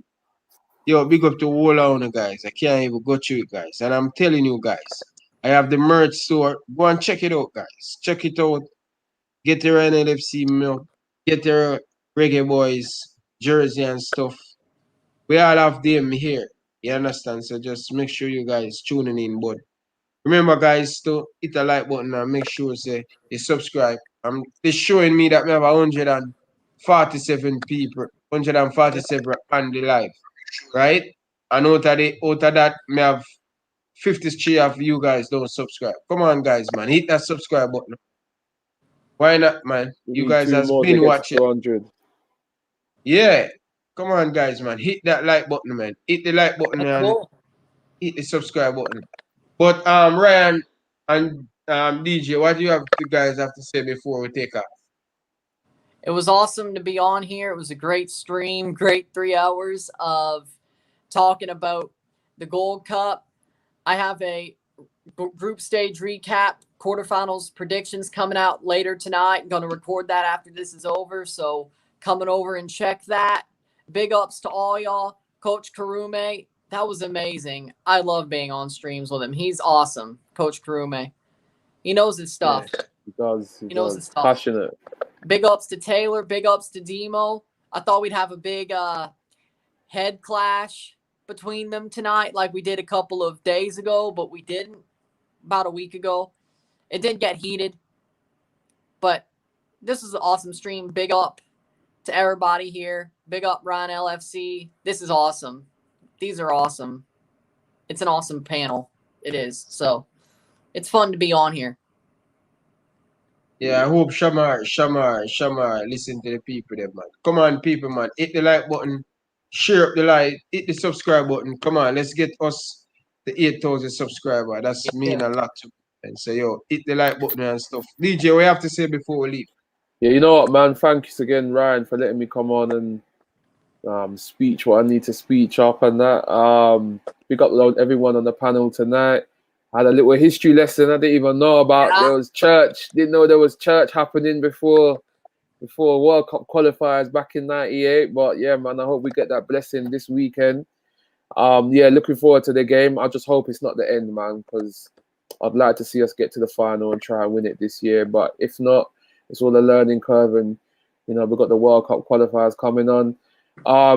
Yeah, if you want to hit me up, man, follow me Twitter, Instagram at DJRBiz. Also, I am part of a Man United YouTube channel called Tunnel Trafford Tunnel, which is on Never a Foul. So you can also hit us up as well for the latest Man United goods. I know it's a bit mad having a Man United man trying to big up his channel on a Liverpool man's channel, you know. Yeah, like, yeah. It's Hey, mad. One It's Jamaican, mad. man. It's One mad. But with Jamaican, we won, man. And yeah, shout out to Ryan as well. Good luck for Canada at the weekend. And you never know, we might meet each other in the final if all goes right. That would be awesome. Yeah, I want that final. It would be awesome. it would be, yeah, man.